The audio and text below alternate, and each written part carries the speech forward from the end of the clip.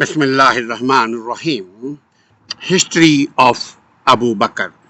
I'm going to discuss about history of Abu Bakr and his wife, beloved wife, Ruman, wife of Abu Bakr Siddiq, mother of Aisha Siddiqa radiyallahu anha.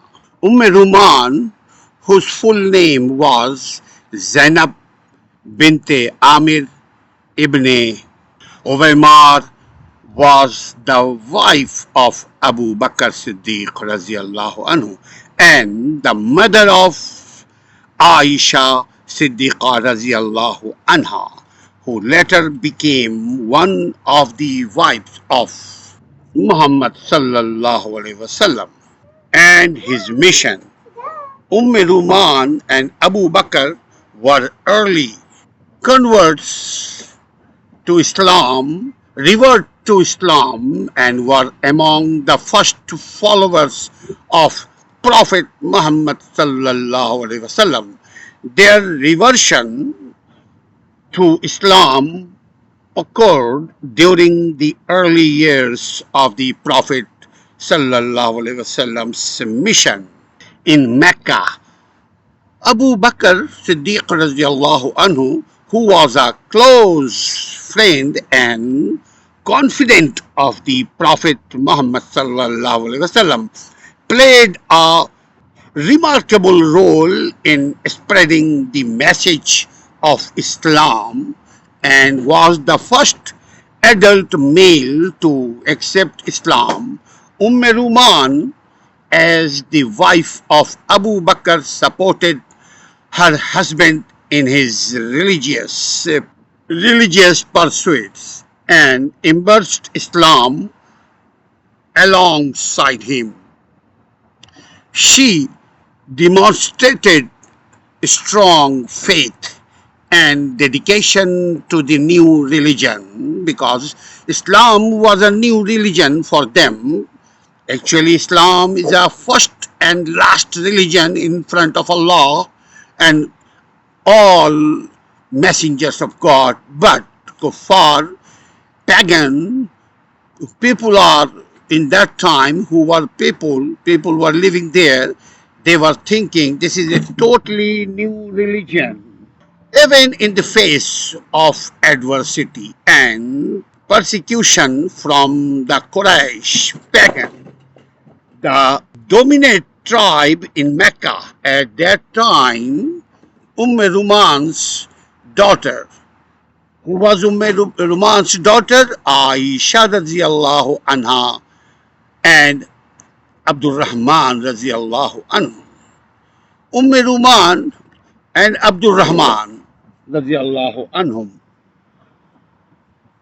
Ruman's daughter Aisha Siddiqa was born to her, and Abu Bakr Aisha grew up in a household that was deeply committed to Islam and surrounded by the teaching and nurturing of the Prophet Muhammad sallallahu alaihi wasallam.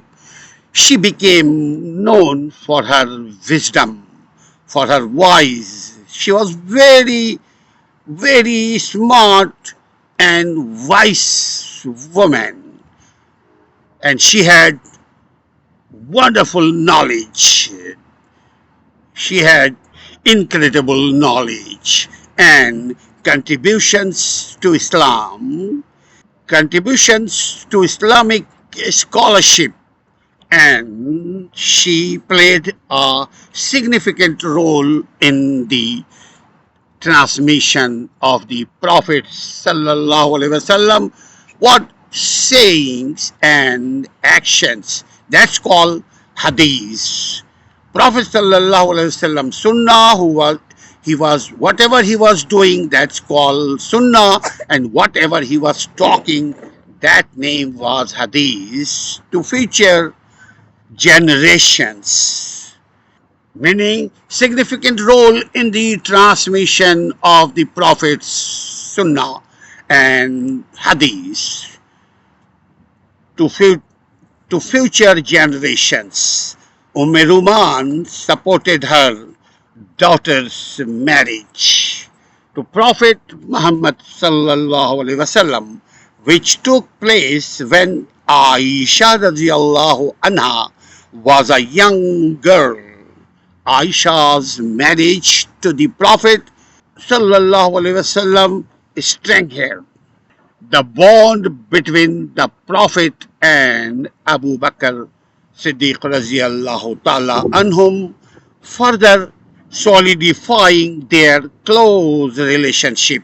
Ruman lived during a crucial period in Islamic history, witnessing the early struggles and triumphs of the Muslim community.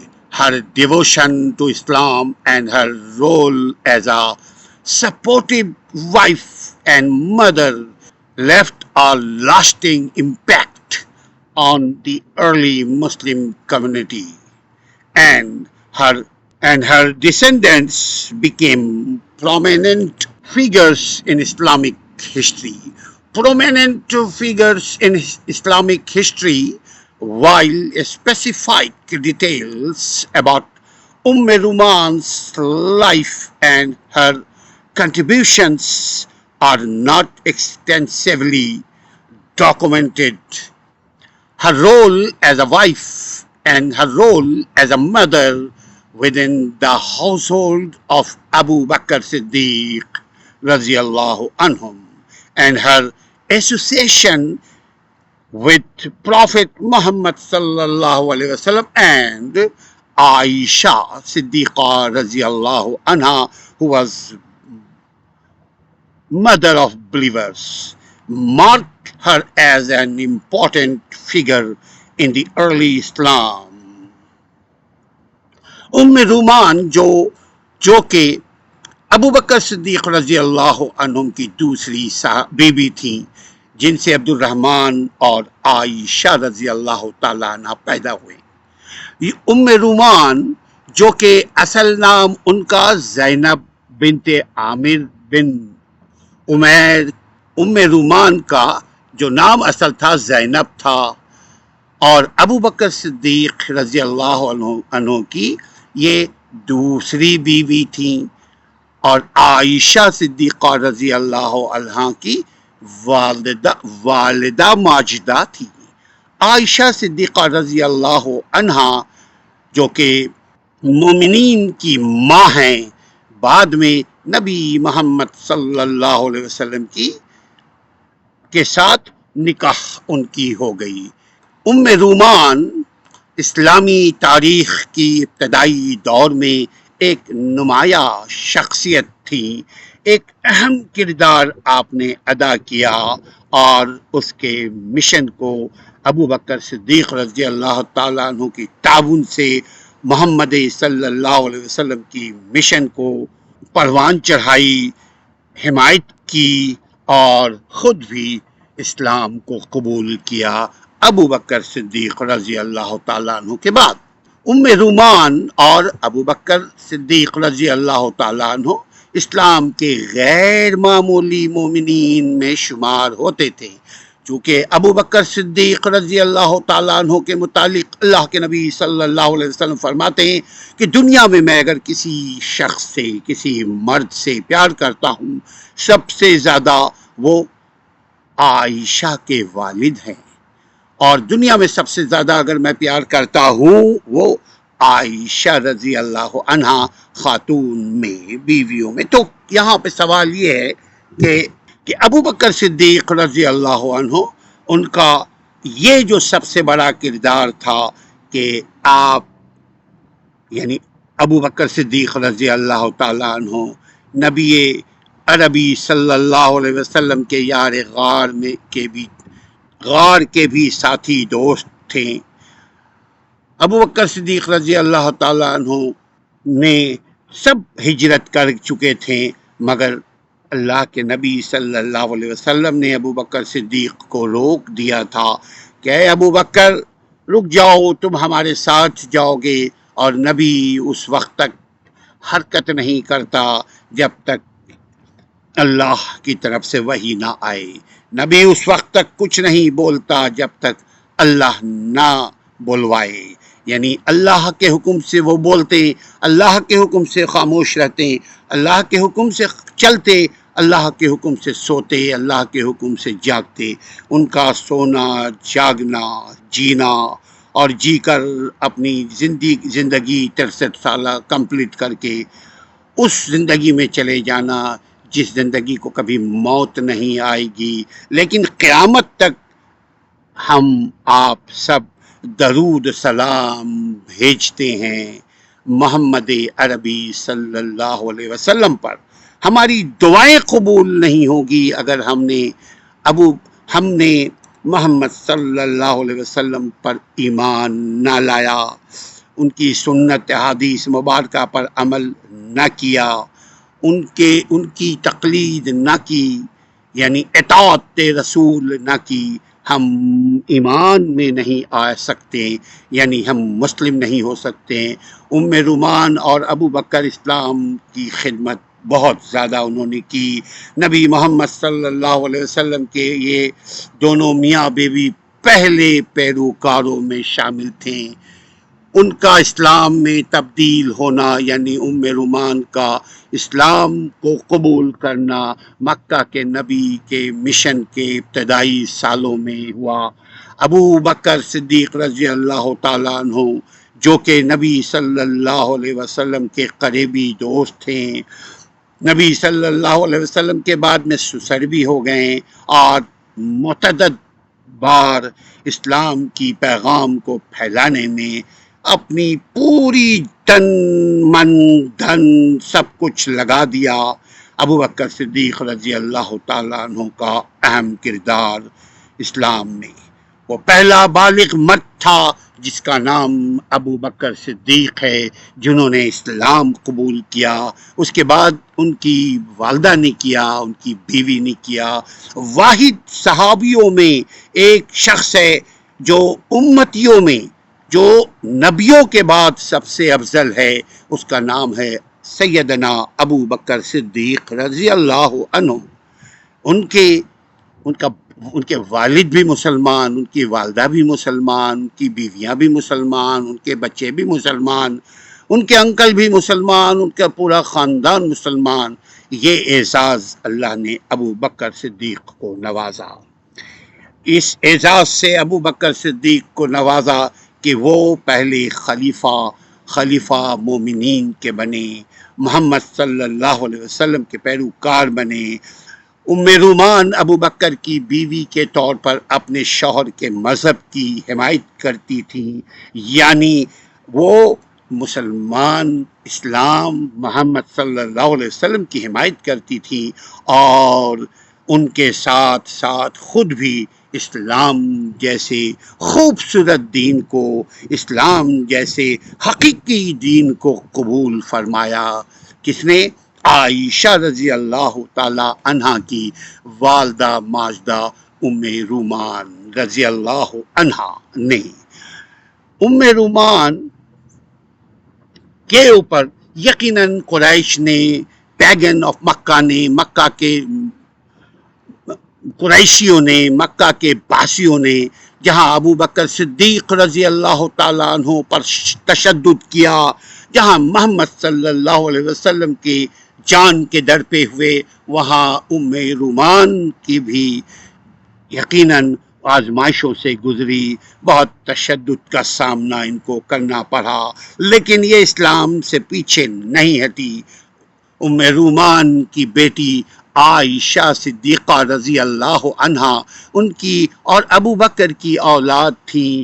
عائشہ رضی اللہ عنہا ایک ایسے گھرانے میں پلی بڑھی جہاں اسلام کے گہواروں پر، جہاں اسلام کا گہوارہ تھا، جہاں اسلام کے دائی تھے، جہاں اسلام کے اوپر مر مٹنے والے تھے، جہاں اسلام پر چلنے والے تھے۔ اصل اسلام نام کا نہیں ہے، اسلام نام کام کا ہے۔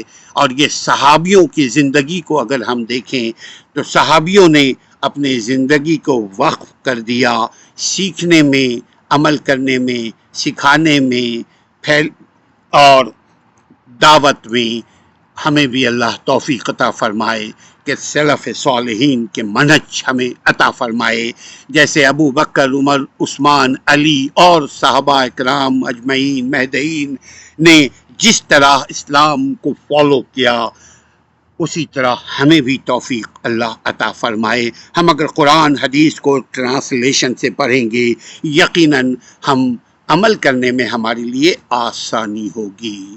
عائشہ رضی اللہ تعالیٰ عنہ ابو بکر صدیق اور ام رومان کی گود میں پرورش پائی، اپنے ماں باپ، شفیق ماں باپ، عقل مند ماں باپ، وائس ماں باپ، دوراندیش ماں باپ کی گود میں پرورش پائی، اور ان کا گھرانہ بھی سب مسلمان تھا، یعنی ان کا دادا، ان کی دادی، ان کی ماں، ان کا بابا، ان کا شوہر تو کائنات کا سردار ہے، دین دنیا کا سردار اللہ نے ان کو بنایا، تمام انبیاؤں کا امام بنایا، اسلام کے گھرانے میں وہ پیدا ہوئیں، تربیت پائیں، نبی محمد صلی اللہ علیہ وسلم کی تعلیموں سے گھر کو منور کیا، ان کی دانش، علم اور اسلامی تحقیقات، ریسرچ میں شراکت آج تک قائم ہے،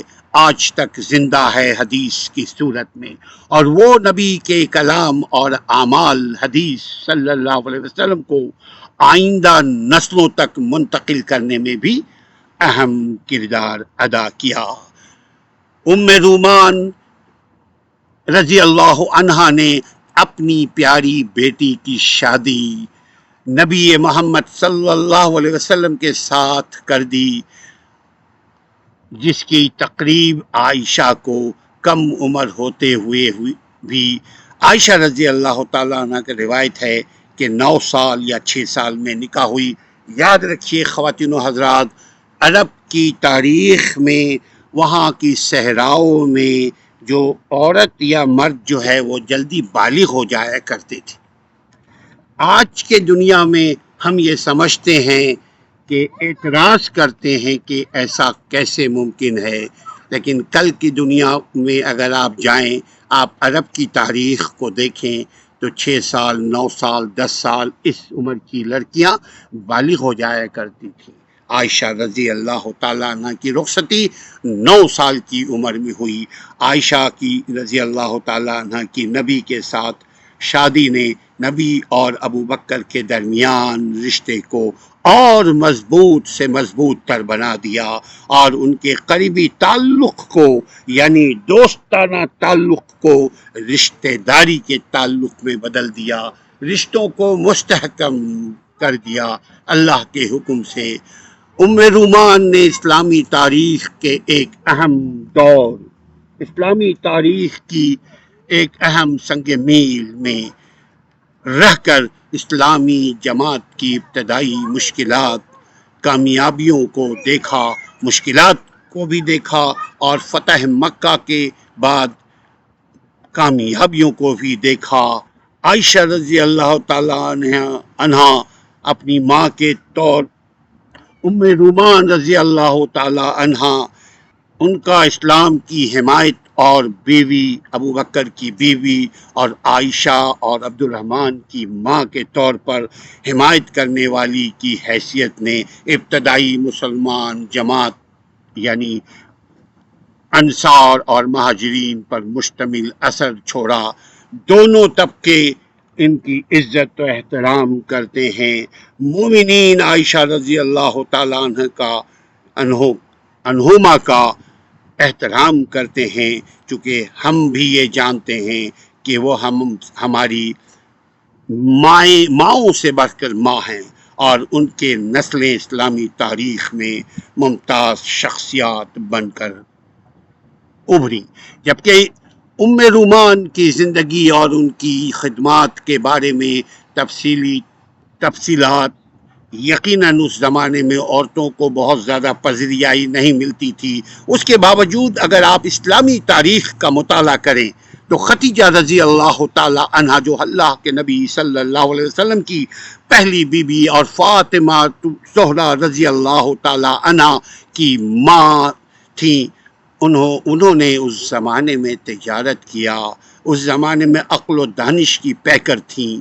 آپ دیکھیے عائشہ رضی اللہ تعالیٰ عنہ اس زمانے میں نیریٹڈ تھیں، اس زمانے میں حدیث کی راویہ تھیں، لیکن ان کی اس زمانے میں اس طرح سے پریزرو نہیں کیا جاتا تھا، عورتوں کو انکریج نہیں کیا جاتا تھا.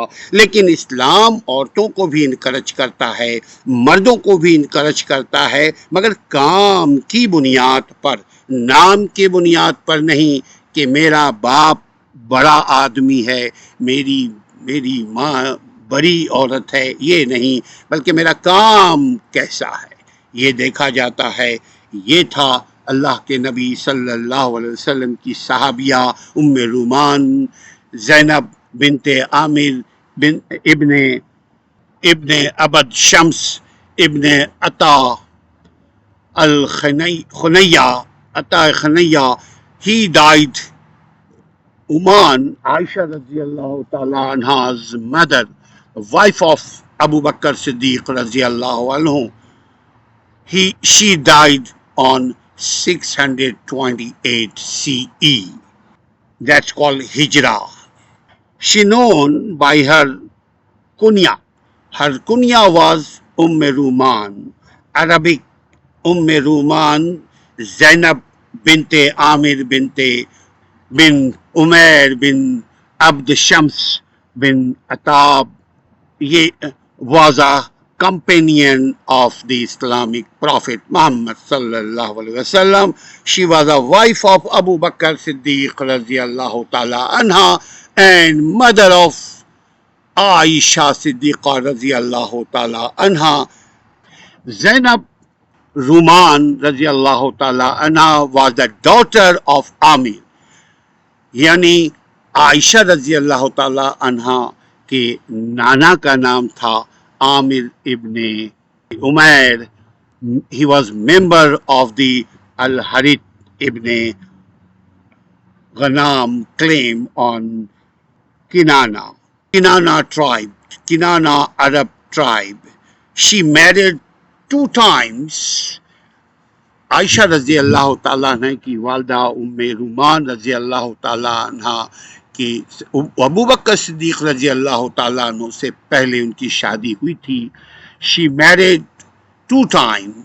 First she became the wife of Haris ibn Sakhwara of the Azad tribe, who was already married to قطیلہ ابن عبد العزا. یعنی قطیبہ جو ہیں یہ ابو بکر صدیق رضی اللہ تعالیٰ عنہ کی پہلی بیوی تھی، اور رومان جو عائشہ رضی اللہ تعالیٰ عنہ کی ماں تھیں، یہ دوسری بیوی تھیں. پہلی بیوی سے ابو بکر صدیق رضی اللہ تعالیٰ عنہ کی پہلی بیوی سے 2 بچے پیدا ہوئے، ایک بیٹا ایک بیٹی. بیٹا کا نام قاسم تھا، جو کہ مکمل جوان ہونے سے پہلے ہی انتقال کر گیا، یعنی محمد صلی اللہ علیہ وسلم کے دور میں ہی انتقال کر گئے. مگر آسمہ رضی اللہ تعالیٰ عنہ وہ اللہ نے ان کو قائم رکھا اور 100 سال کی زندگی انہوں نے پائی. 75 ہجری میں آپ کا انتقال ہو گیا آسمہ رضی اللہ تعالیٰ عنہ کا. 100 سال کی عمر کمپلیٹ کرنے کے بعد عائشہ رضی اللہ تعالیٰ عنہ جو تھیں وہ ابو بکر صدیق رضی اللہ تعالیٰ عنہ کی سب سے مشہور و معروف اور امت مسلمہ پر اثر انداز ہونے والی بیٹی اور نبی صلی اللہ علیہ وسلم کی چہیتی بیوی تھیں. وہ ان کی دوسری بیوی رومان بنت عمیر سے پیدا ہوئی تھی عائشہ رضی اللہ تعالی عنہ. یہ تھا history of Abu Bakr family. Ruman Zainab بنت عامر ابن عمیر ابن عبد شمس ابن عطاب، یہ عائشہ رضی اللہ تعالیٰ عنہما کی عائشہ رضی اللہ تعالیٰ عنہما کی ننیال، یعنی نانا نانی وغیرہ وغیرہ یہ تھیں. اللہ تعالیٰ مجھ سے راضی ہو، اللہ ہم سے بھی راضی ہو۔ اللہ تعالیٰ history of Ruman mother of Aisha رضی اللہ تعالیٰ عنہا کے متعلق مزید آگے ویڈیو دیکھتے رہیے۔ اپنے ایمان کا خیال رکھیے، اللہ تعالیٰ اسی کی مدد کرتا ہے جو اپنی مدد آپ کرے۔ السلام علیکم ورحمۃ اللہ۔ بسم اللہ الرحمن الرحیم۔ میں ہوں ایڈوکیٹ اسلم پرویز اور آپ دیکھ رہے ہیں اور سن رہے ہیں عہد جاہلیت میں ابو بکر صدیق رضی اللہ تعالی عنہ کا قول و کردار، اخلاق و اقدار اور حالات زندگی۔ You are watching and listening Advocate Aslam Parvez. I'm discussing about history of Abu Bakr Siddiq. ابو بکر صدیق، جن کا اصل نام عبداللہ بن، تاریخ ابو بکر صدیق رضی اللہ تعالی عنہ کا یہ 13واں قسط ہے۔ ابو بکر صدیق رضی اللہ عنہم، جن کا اصل نام اسلام آنے سے پہلے ان کا نام تھا، پھر اللہ کے نبی صلی اللہ علیہ وسلم نے ان کا نام عبداللہ رکھ دیا۔ ابو بکر صدیق، جن کا اصل نام عبداللہ بن ابو قحافہ ان کے والد ہیں۔ ابو قحافہ عثمان تیمی قریشی قبیلے سے آپ کا تعلق تھا۔ وہ سن یعنی 573 عیسوی میں مکہ میں پیدا ہوئے اور 634 عیسوی مدینہ میں آپ وفات پا گئے۔ مالکی حقیقی سے جا ملے۔ اسلام کے پہلے خلیفہ راشد 10 مبشرہ میں شامل سیدنا ابو بکر صدیق رضی اللہ عنہم ہیں۔ خاتم النبیین محمد مصطفیٰ صلی اللہ علیہ وسلم کے اولین جانشین، سکسیسر اور کمپینین یعنی جانشین، صحابی اور رشتے کے اعتبار سے سسر یعنی عائشہ رضی اللہ عنہم کے والد جو کی حیثیت سے آپ رشتے میں سسر بنے، اور ہجرت مدینہ کے وقت رفیق سفر تھے، جس کو یار غار بھی کہتے ہیں، جس کو شریک ہجری سفر بھی کہتے ہیں۔ اہل سنت و جماعت کے یہاں ابو بکر صدیق رضی اللہ عنہم انبیاء اور رسولوں کے بعد انسانوں میں سب سے بہتر، انسانوں میں سب سے اعلیٰ، انسانوں میں سب سے خوبصورت ہستی، معتبر ہستی، اعلیٰ ہستی، صحابہ میں ایمان و زہد کے لحاظ سے سب سے برتر اور ام المومنین عائشہ رضی اللہ عنہا بنت ابو بکر رضی اللہ عنہم کے بعد پیغمبر اسلام صلی اللہ علیہ وسلم کے محبوب ترین شخصیت ابو بکر صدیق رضی اللہ عنہم ہیں۔ عموماً ان کے نام کے ساتھ صدیق کا لقب یعنی سچا کا لقب لگایا جاتا ہے۔ جب ہم کبھی کہیں سنتے ہیں صدیق، تو صدیق کا مطلب ہے ابو بکر صدیق رضی اللہ عنہم، جنہیں حضرت ابو بکر صدیق رضی اللہ عنہم کی تصدیق و تائید کی بنا پر پیغمبر اسلام محمد عربی صلی اللہ علیہ وسلم نے یہ خطاب، یہ مرتبہ ان کے عقیدے، ان کے ایمان کے لحاظ سے انہیں عطا فرمایا تھا۔ ابو بکر صدیق رضی اللہ عنہم عام الفیل، یہ جو ہاتھیوں والا مہینہ، اس موقع پہ اس کے 2 برس اور 6 ماہ بعد، یعنی 2.5 سال کے بعد مکہ میں پیدا ہوئے، یعنی عیسوی کیا اس وقت تھی 573 عیسوی میں مکہ معظمہ میں ابو بکر صدیق رضی اللہ تعالی عنہ ابو قحافہ کے گھر پیدا ہوئے، والدہ ماجدہ سلمہ کے یہاں پیدا ہوئے۔ دور جاہلیت میں ان کا شمار قریش کے معزز ترین افراد میں شمار ہوتا تھا۔ جب پیغمبر اسلام محمد صلی اللہ علیہ وسلم نے ان کے سامنے اسلام پیش کیا تو انہوں نے بغیر کسی حل و حجت کے، بغیر کسی بہانے کے، بغیر کسی سوچ کے، بغیر کسی پس و پیش کے، بغیر کسی کروٹ لیے، بغیر کسی سوچے سمجھے، چونکہ صدیق تھے وہ، چونکہ صادق تھے وہ، چونکہ ایمان کے اعتبار سے کامل، اللہ نے انہیں دور جاہلیت میں بھی ان کے کردار اخلاق کی حفاظت فرمائی۔ انہوں نے جو ہی اللہ کے نبی صلی اللہ علیہ وسلم نے اسلام کو ابو بکر صدیق رضی اللہ تعالیٰ عنہ کے سامنے پیش کیا تو انہوں نے اسے یعنی اسلام کو قبول کر لیا، اور یوں وہ آزاد بالغ مردوں میں سب سے پہلے اسلام قبول کرنے والے شمار ہوئے، اسلام کو ایکسیپٹ کرنے والے کہلائے۔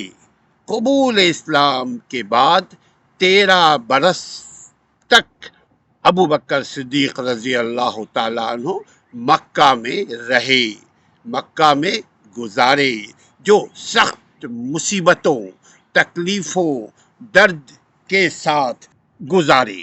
یقیناً اسلام قبول کرنے کے بعد جو مصیبتیں ان پر آئی وہ بھی ایک لمحہ درسیہ ہے ہم سب کے لیے۔ ہم پر ذرا سی کوئی بات آتی ہے، ہم اپنا نام بدل دیتے ہیں، ہم پر ذرا سی کوئی آزمائش آتی ہے، ہم گلے شکوے کرنے لگتے ہیں۔ دیکھیے ابو بکر صدیق رضی اللہ تعالی عنہ اسلام قبول کرنے کے بعد 13 سال تک اذیت میں، مصیبت میں، تکلیفوں میں، پریشانی میں، دکھ میں، تشدد کا شکار ہوتے رہے، قریش کے ہاتھوں، پیگن کے ہاتھوں، مشرکین کے ہاتھوں۔ مشرکین کے رویے بھی آپ کے ساتھ بالکل صحیح نہیں تھے، حد تو یہ ہے آپ کے والد ابو قحافہ بھی انہیں طنز کیا کرتے تھے کہ یہ جوانوں کی یہ تنظیم ہے، یہ کیا ہے باپ داداؤں کے مذہب کو، باپ داداؤں کے دین کو، باپ داداؤں کے طریقوں کو، باپ داداؤں کے دھرم کو چھوڑ کر یہ نیا دین اسلام محمد بن عبداللہ صلی اللہ علیہ وسلم کے پیچھے یہ لوگ لگے ہوئے ہیں، یہ کیسے لوگ ہیں، محمد ورغلا رہا ہے۔ یعنی حد تو یہ ہے، ابو بکر صدیق رضی اللہ تعالیٰ عنہ کو گھر سے بھی تکلیف ہو رہی تھی، لیکن آپ کی بیوی مسلمان ہو چکی تھی۔ بعد ازاں پیغمبر اسلام محمد مصطفیٰ صلی اللہ علیہ وسلم کی رفاقت میں مکہ سے ابو بکر صدیق رضی اللہ تعالیٰ عنہ مکہ سے مدینہ کی طرف ہجرت کر گئے۔ غزوہ بدر اور دیگر تمام غزوات میں ابو بکر صدیق پیغمبر اسلام صلی اللہ علیہ وسلم کے ہم راہ رہیں، ہم رکاب رہیں، ہم سفر رہیں، دامے درمے سخنے، ہر لحاظ سے ابو بکر پیغمبر محمد صلی اللہ علیہ وسلم کے ساتھ رہے، ہم سفر رہے جب حضرت محمد مصطفیٰ صلی اللہ علیہ وسلم مرض الوفات میں مبتلا ہوئے تو ابو بکر صدیق رضی اللہ عنہم کو حکم فرمایا اللہ کے نبی صلی اللہ علیہ وسلم نے کہ وہ مسجد نبوی میں امامت کریں، یعنی محمد صلی اللہ علیہ وسلم کے حکم پر ابو بکر صدیق نے مسجد نبوی میں اللہ کے نبی کی غیر موجودگی میں پہلی مرتبہ تاریخ اسلام میں مسلمانوں کی امامت فرمائی۔ اس سے پہلے صرف نبی کائنات صلی اللہ علیہ وسلم امامت فرمایا کرتے تھے۔ اب چونکہ حضرت محمد صلی اللہ علیہ وسلم بیمار ہو گئے تھے، چلنا پھرنا آپ کے لیے آسان نہیں رہا تھا، تو آپ نے حکم فرمایا ابو بکر صدیق جاؤ امامت کرو مومنین کی۔ پیر کے روز یعنی سوموار کے روز 12 ربیع الاول سن 11 ہجری کو پیغمبر اسلام نے اس دنیا فانی سے رخصت ہو گئے۔ 12 ربیع الاول 11 ہجری کو منڈے کے دن پیغمبر اسلام محمد عربی صلی اللہ علیہ وسلم ہمیں آپ کو اس وقت کے مومنین کو چھوڑ کر مالکی حقیقی سے جا ملے، اور اسی دن حضرت ابو بکر صدیق رضی اللہ عنہ کی ہاتھوں پر مسلمانوں نے بیعت فرمائی، بیعت خلافت کی، منصب خلافت سے راضی ہوئے۔ بعد میں ابو بکر صدیق رضی اللہ تعالیٰ عنہ نے بعد میں اسلامی قلمرو میں والیوں یعنی مختلف جو شہروں میں کنٹریز میں جو والیز ہوتے ہیں اور عاملوں اور قاضیوں یعنی ججز کو اپوائنٹ کیا، مقرر کیا تاکہ ریاست کا نظام چلے۔ جا بجا لشکر روانہ کیے، جا بجا اپنے ایلچی روانہ کیے، مختلف جگہ اپنے فوج بھی روانہ کیے۔ اسلام اور اس کے بعض فرائض سے انکار کرنے والے، کیونکہ محمد صلی اللہ علیہ وسلم جب اس دنیا سے رخصت فرما گئے تو جو کمزور دل کے تھے یا جو منافق تھے یا جو کافر تھے یا جو مشرکین تھے، ان لوگوں نے علم بغاوت شروع کر دی، ان لوگوں کا فتنہ فساد شروع ہو گیا۔ تو ابو بکر صدیق رضی اللہ تعالی عنہ نے ان کے خلاف فوج کشی کی، ان کے خلاف کو کی، چونکہ یہ پیغمبر کے بعد خلیفہ پیغمبر تھے۔ اسلام اور اس کے دشمن کے خلاف، اور جو عرب قبائل بھی جو اسلام کے دشمن ہو گئے تھے، پھر وہ ان کے خلاف جنگ کی، یہاں تک کہ تمام جزیرہ عرب اسلامی حکومت کا متبع ہو گیا، اسلامی حکومت میں شامل ہو گیا۔ فتنہ ارتداد ختم ہو جانے کے بعد، یہ جتنے بھی فتنے تھے وہ ختم ہو جانے کے بعد، قلع قمع کرنے کے بعد، ان بدماشوں کو ختم کرنے کے بعد، ان کافروں کو ختم کرنے کے بعد، جو جنگ میں شریک تھے وہ کافر، جو گھر بیٹھے تھے ان کو نہیں، جو اپنے اپنے بازاروں میں تھے، تجارتوں میں تھے، کام کاج میں تھے، ان کو کوئی اسلام تکلیف نہیں پہنچاتا۔ جنگ کے میدان میں جو جنگ کرنے آتا ہے، اسلام اس سے لڑنے کی ترغیب دیتا ہے، مگر حکومت کو، ریاست کو، فوج کو، پولیس کو، اداروں کو، عام آدمی کو نہیں۔ عام آدمی کو جب تک ریاست نہ بلائے تب تک عام آدمی اپنے عام کام کاج کو کرتا رہے۔ امام ابو بکر یعنی اول امام بعد از محمد صلی اللہ علیہ وسلم کے امام ابو بکر صدیق رضی اللہ عنہ نے عراق میں اور شام کو فتح کرنے کے لیے لشکر روانہ کیا۔ ان کے عہد خلافت میں یقیناً 2.25 سال صرف ان کی خلافت رہی، اس کے بعد آپ بھی اس دنیا فانی سے رخصت ہو گئے۔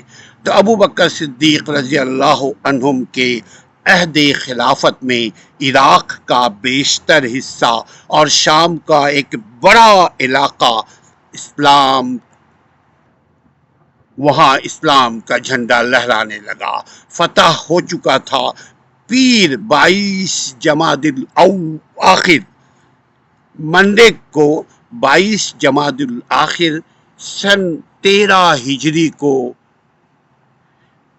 63 سال کی عمر میں یعنی 63 برس کی عمر میں خلیفہ اول ابو بکر صدیق رضی اللہ عنہم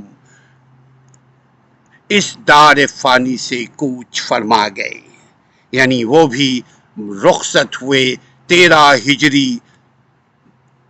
منڈے کے دن 22 جمادی الاخر میں، یعنی یہ آپ نے بھی 63 سال کی عمر پائی کل، جس میں 13 سال مشقت مصیبت برداشت کرتے رہے، بقیہ جنگ و جدل میں نبی صلی اللہ علیہ وسلم کے ساتھ شامل رہے۔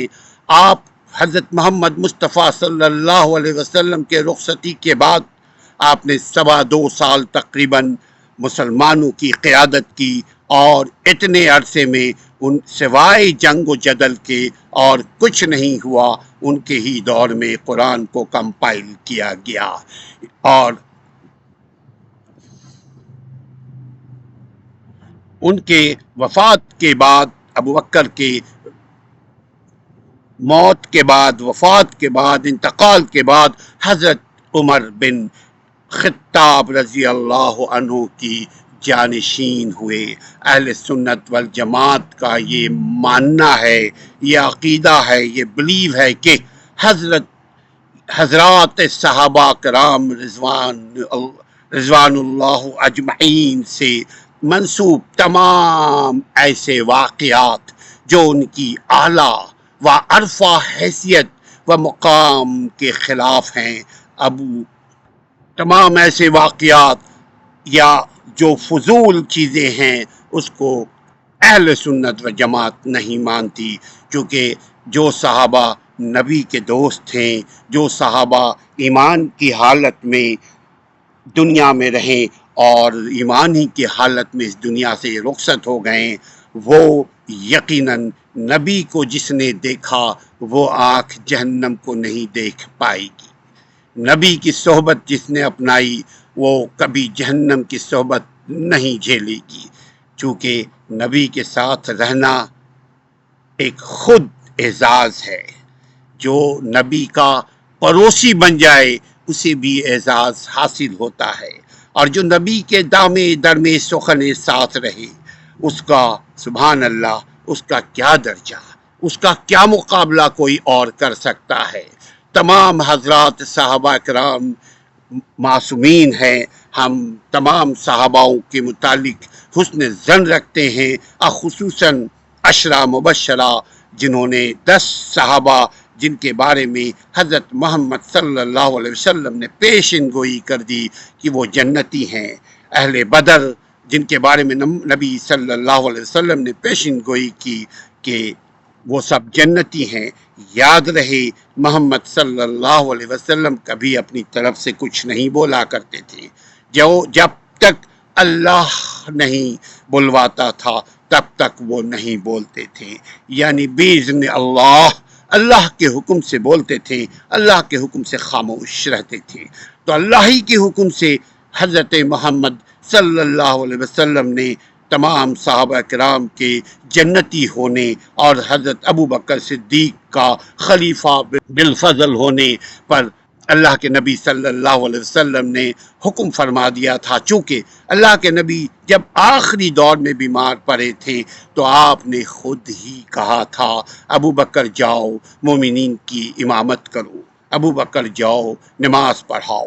تو اس زمانے میں جو خلیفہ ہوتا تھا، یعنی بادشاہ، یعنی حکمراں، یعنی وزیر اعظم، یعنی صدر، یعنی جو ملک اسٹیٹ کا بڑا ہوتا ہے، صرف عوامی نمائندہ نہیں بلکہ فوجی نمائندہ، فوجی جنرل بھی ہوتا ہے.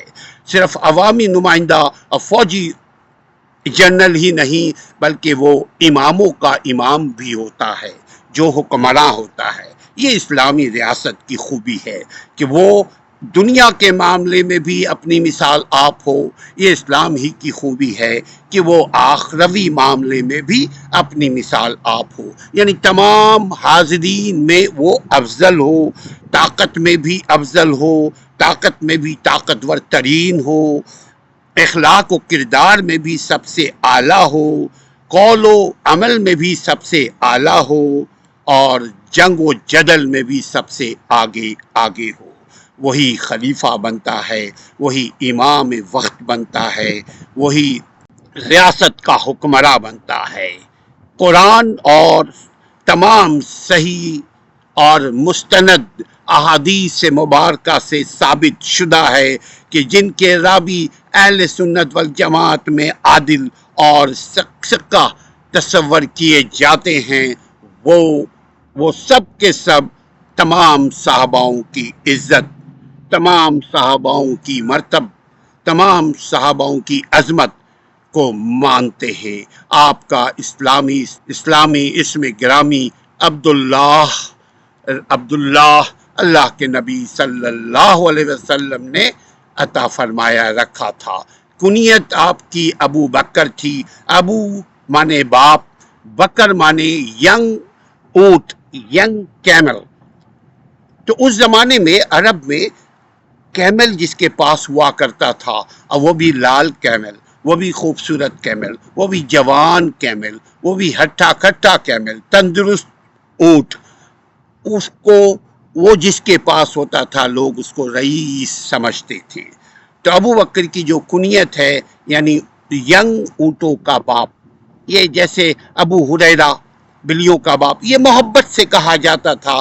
آج کے ٹرانسلیٹ کریں گے تو یقیناً جس کا دل سیاہ ہوگا وہ ابو بکر ہو، ابو ہریرہ ہو، علی رضی اللہ عنہم ہو، عمر رضی اللہ عنہم ہو، عثمان غنی رضی اللہ عنہم ہو، عبداللہ بن عباس رضی اللہ عنہم ہو، یا عباس رضی اللہ عنہم ہو، حمزہ رضی اللہ عنہم ہو.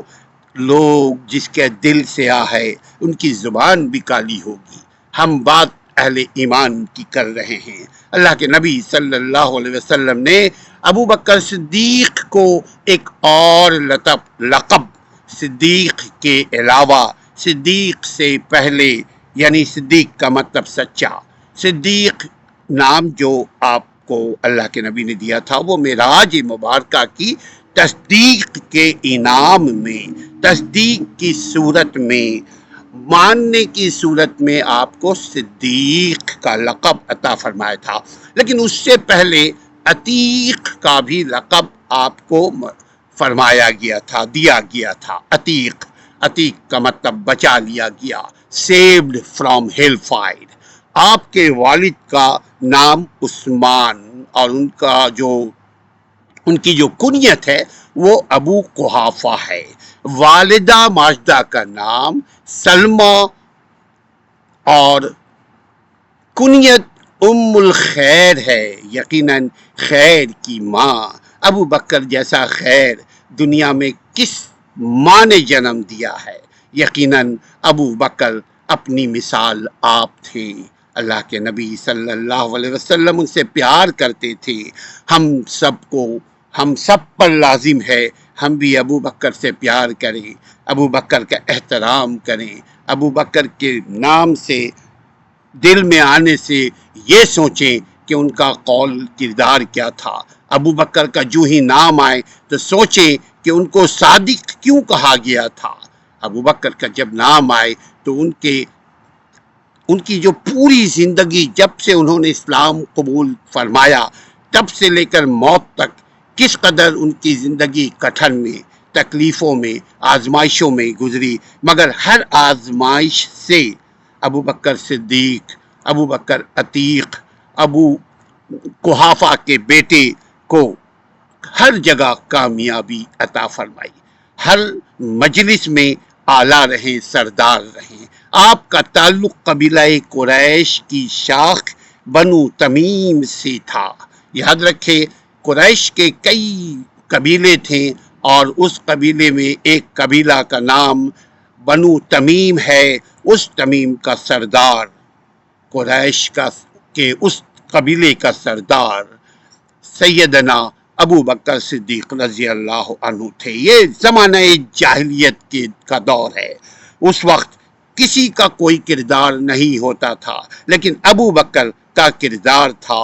جہالت میں بھی علمیت کا نور برستا تھا، اندھیرے میں بھی روشنیوں کا نور برستا تھا آپ کی شخصیت پر۔ عہد جاہلیت میں آپ کا نام عبد الکعبہ تھا، یعنی کعبے کا بیٹا۔ یقیناً یہ عتیق کے اسی وقت ان کی ماں نے لقب دیا تھا سب سے پہلے، چونکہ ان میل چلڈرن جو ابو بکر صدیق کے جتنے بھائی اس سے پہلے پیدا ہوئے وہ سب پیدا ہوتے ہی مر جایا کرتے تھے، تو ان کی ماں نے خانہ کعبہ کی طرف رخ کر کے دعا کیا کہ اے اللہ، اے کعبہ کے مالک، تو میرے اس بیٹے کو بچا لے، تو اس میرے بیٹے کو زندہ رکھ میرے لیے، میرے خاندان کے لیے۔ تو جب وہ پیدا ہوئے اور وہ بچ گئے تو ان کی ماں نے ان کا نام، اس زمانے میں تصور نہیں تھا کہ اس کا مقصد کیا ہے، تو اسلام آنے کے بعد پتہ چلا شرک کیا ہے اور توحید کیا ہے، سنت کیا ہے اور بدعت کیا ہے، سچ کیا ہے اور جھوٹ کیا ہے، روشنی کیا ہے اور اندھیرا کیا ہے، اچھا کیا ہے اور برا کیا ہے۔ اسلام نے ہمیں یہ تمیز دیا، اسلام نے ہمیں اندھیرے سے نکال کر روشنی میں لایا، اسلام نے ہمیں شرک سے نکال کر توحید عطا فرمایا، اسلام نے ہمیں بدعتوں سے نکال کر سنت پہ چلنے کی توفیق عطا فرمائی۔ یعنی قرآن کہتا ہے کہ اطیعوا اللہ و اطیعوا الرسول، اللہ کی اطاعت کرو، یعنی قرآن کی اطاعت کرو اور رسول کی اطاعت کرو۔ پھر رسول کی اطاعت کیسے کرو؟ ما انا علیہ و اصحاب، جیسے اللہ کے نبی صلی اللہ علیہ وسلم فرماتے ہیں جیسے تم میری اطاعت کرو، یعنی محمد صلی اللہ علیہ وسلم۔ عائشہ رضی اللہ تعالیٰ عنہ سے لوگوں نے دریافت فرمایا کہ نبی صلی اللہ علیہ وسلم کی اخلاق مبارکہ کیسی تھی؟ آپ فرماتی ہیں قرآن، یعنی مکمل قرآن آپ کا اخلاق تھا۔ تو قرآن ہمیں جینے کا طور طریقہ، سلیقہ، ڈھنگ عطا فرماتا ہے، اور قرآن پر سب سے پہلے عمل کرنے والوں میں صحابہ اکرام تھے، چونکہ قرآن اترا نبی صلی اللہ علیہ وسلم پر، اور اس قرآن کا جو موجد تھا وہ محمد صلی اللہ علیہ وسلم کو دینے والا وہ تھا رب کریم ذوالجلال والاکرام۔ اللہ نے اس قرآن کو نبی کے سینے پہ، نبی کے دل اطہر پر اتارا، اور پھر نبی نے ان صحاباؤں سے لکھوا کر کے اس قرآن کو قیامت تک کے لیے محفوظ فرما لیا۔ اسی لیے کہتے ہیں عہد جاہلیت میں بھی ابو بکر صدیق رضی اللہ تعالیٰ عنہ کی اللہ نے حفاظت فرمائی۔ حضور نے اس نام کو جو ان کی ماں نے عطا فرمایا تھا اس زمانے میں دیا تھا، یعنی عبد الکعبہ، یعنی کعبے کا باپ، کعبے کا بیٹا عبد الکعبہ تھا، جو محمد صلی اللہ علیہ وسلم نے عبد الکعبہ سے بدل کر عبداللہ، یعنی اللہ کا بندہ رکھ دیا۔ پہلے وہ تھا کعبے کا بندہ، اب کعبے کے مالک کا بندہ اللہ کے نبی نے ان کا نام رکھ دیا۔ آپ کے نام عبد الکعبہ کی وجہ سے تسمیہ کچھ یوں بیان کی جاتی ہے کہ بعض روایات کے مطابق، بعض تاریخ کے مطابق آپ کے والدین کے، ابو بکر صدیق رضی اللہ عنہم کے والدین کے لڑکے یہاں لڑکے زندہ نہیں رہتے تھے، یعنی میل چلڈرن واز ناٹ، زندہ نہیں رہا کرتے تھے نا، اس لیے انہوں نے نظر مانی، منت مانی کہ اگر ان کی ماں نے خصوصاً جو سلمہ تھی، ام الخیر تھی ان کا نام، انہوں نے منت مانی کہ اگر ان کے یہاں لڑکا پیدا ہوا اور وہ لڑکا زندہ رہا تو وہ اس کا نام عبد الکعبہ رکھیں گی اور اسے خانہ کعبہ کی خدمت کے لیے وقف کر دیں گی۔ چنانچہ جب ابو بکر صدیق رضی اللہ عنہم خلیفہ اول ابو بکر صدیق یار غار، نبی کے دوست، نبی کے سسر، جب پیدا ہوئے سلمہ ام الخیر کے گھر پہ تو انہوں نے نظر کے مطابق، وعدے کے مطابق، منت کے مطابق ان کا نام عبد الکعبہ رکھا، اور جوان ہونے پر آپ عتیق یعنی آزاد کردہ غلام، عتیق کا مطلب آزاد کردہ غلام، جس کو اللہ نے زندہ رکھا، بعد میں اس کا مطلب جہنم کی آگ سے آزادی کے نام سے موسوم کیے جانے لگے، یعنی عتیق بھی آپ کو کہا جانے لگا عبد الکعبہ کے ساتھ ساتھ۔ یہ زمانے جاہلیت کی بات ہے، کیونکہ آپ نے موت سے رہائی پائی اللہ کے فضل و کرم سے۔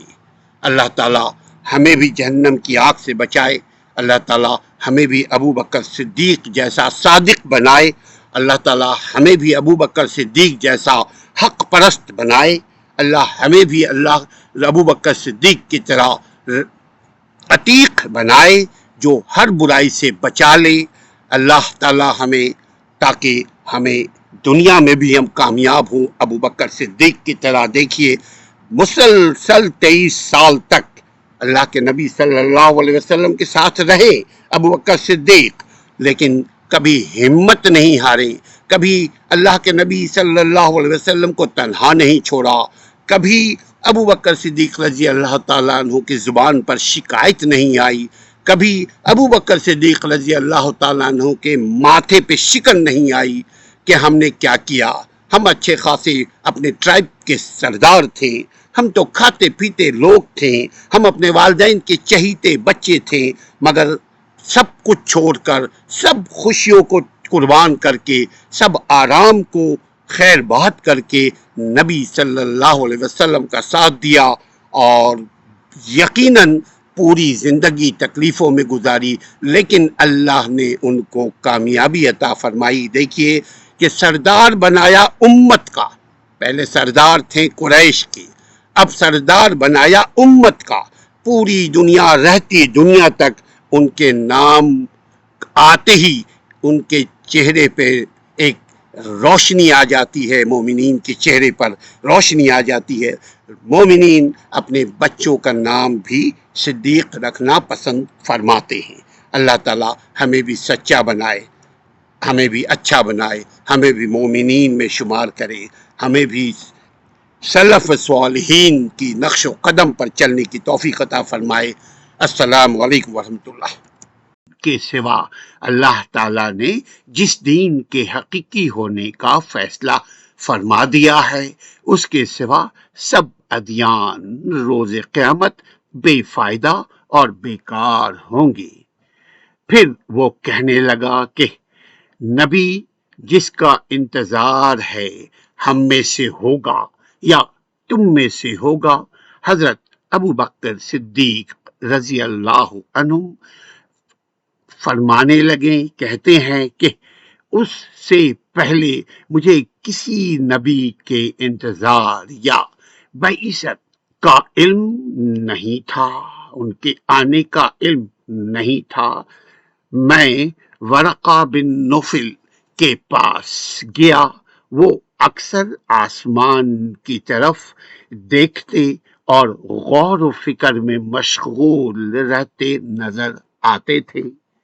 میں نے یعنی ابو بکر صدیق رضی اللہ عنہم نے انہیں اپنی بات سنائی تو کہنے لگے، اے بھتیجے، ہم اہل کتاب اور اہل علم لوگوں میں سے ہیں. میں اتنا بتا سکتا ہوں کہ جس نبی کا تمہیں انتظار ہے وہ عربوں میں بہترین نسب والا ہوگا، بہترین حسب والا ہوگا. میں انصاف کا علم رکھتا ہوں. انصاف کا مطلب نسب کا علم رکھتا ہوں. کون کہتے ہیں؟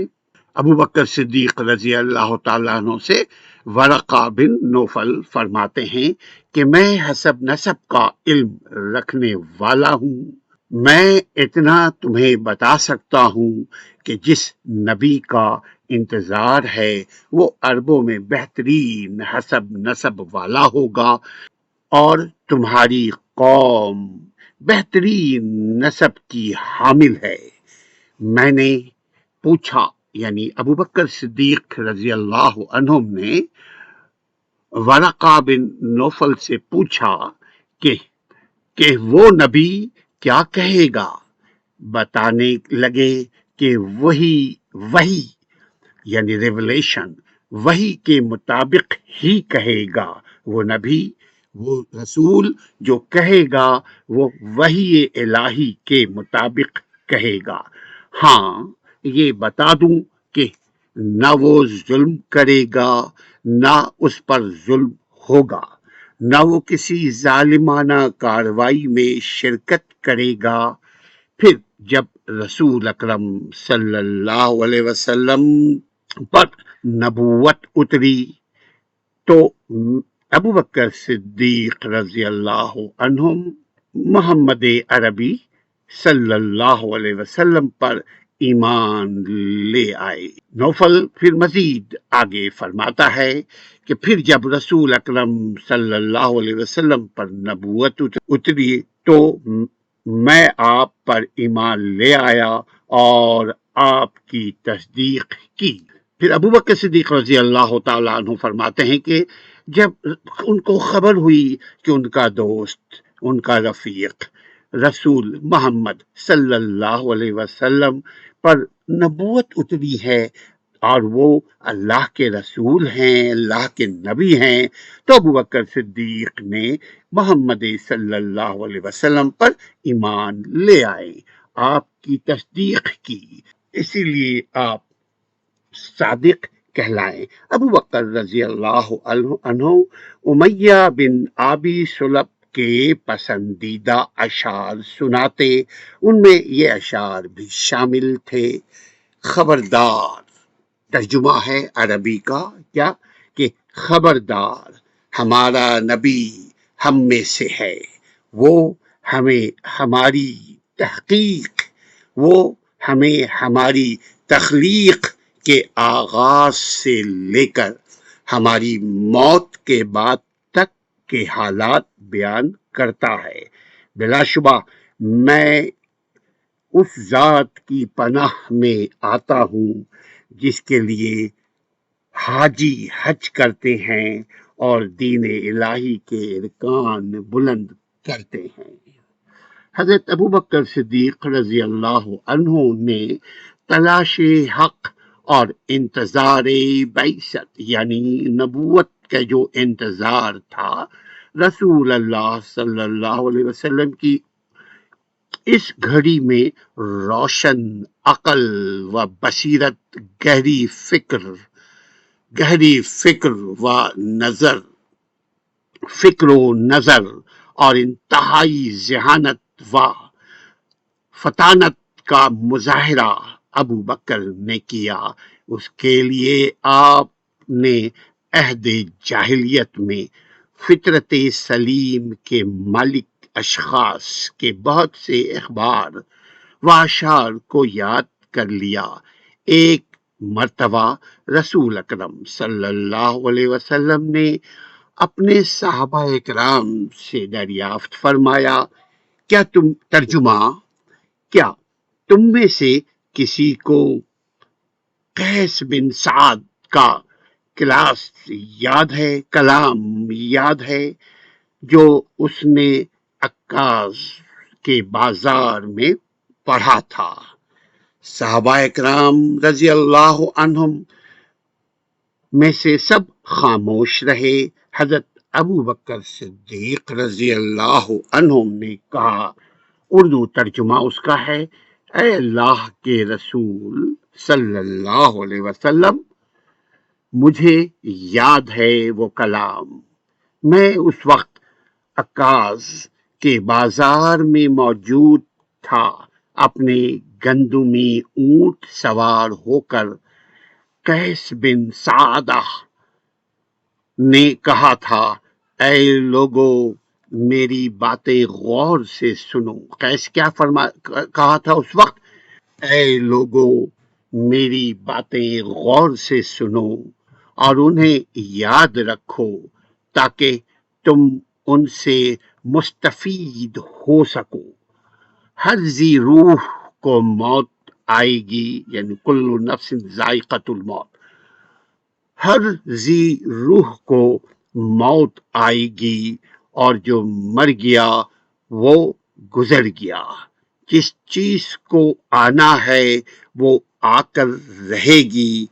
تحقیق آسمان میں اور تخلیق آسمان میں ایک عظیم الشان نشانی ہے، تخلیق آسمان میں ایک عظیم الشان نشانی ہے، اور زمین میں عبرتیں موجود ہیں۔ تمہارے لیے زمین کو بصورت بچھایا گیا اور آسمان کو چھت کی طرح بلند کیا گیا۔ ستارے جھلملا رہے ہیں، سمندروں کا پانی ہرگز گہرائی میں نہیں جائے گا۔ رات تاریک ہے، آسمانوں میں برج موجود ہیں، یعنی ستارے، آسمانوں میں ستارے موجود ہیں۔ قیس اس بات پر قسم اٹھاتا ہے کہ اللہ کا ایک دن ہے، اللہ کا ایک دین ہے، دین کا مطلب ریلیجن، اللہ کا ایک دین ہے جو اسے تمہارے اس دین سے زیادہ پسندیدہ ہے جس پر تم اب ہو۔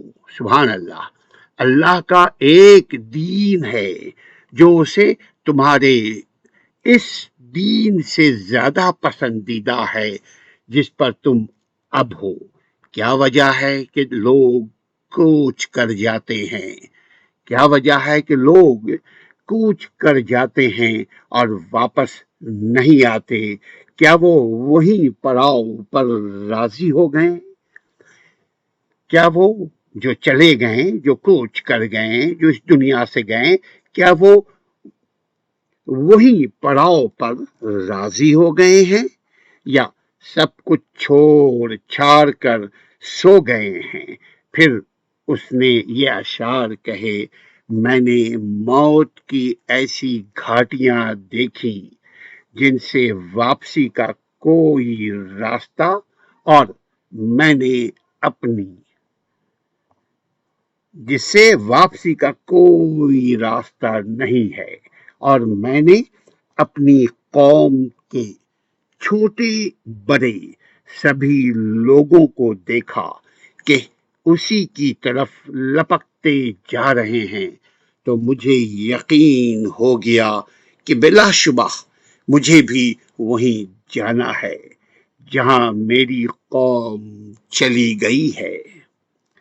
ایسی عمدہ ترتیب اور لفظ و معنی کی پوری صحت کے ساتھ قیس بن سعدہ کا پرانا کلام اتنی سہولت نقل کرنا، اتنے آرام سے نقل کرنا، زبردست قوت حافظہ کے مالک سیدنا ابو بکر صدیق رضی اللہ عنہ کی ترے امتیاز تھا۔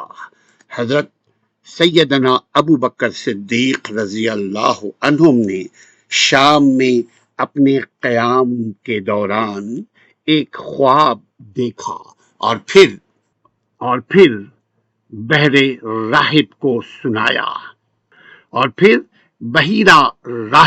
سنایا بحیرہ ایک شخص تھا جو اس زمانے کا کلرجی مین تھا، اس زمانے کا مولوی تھا۔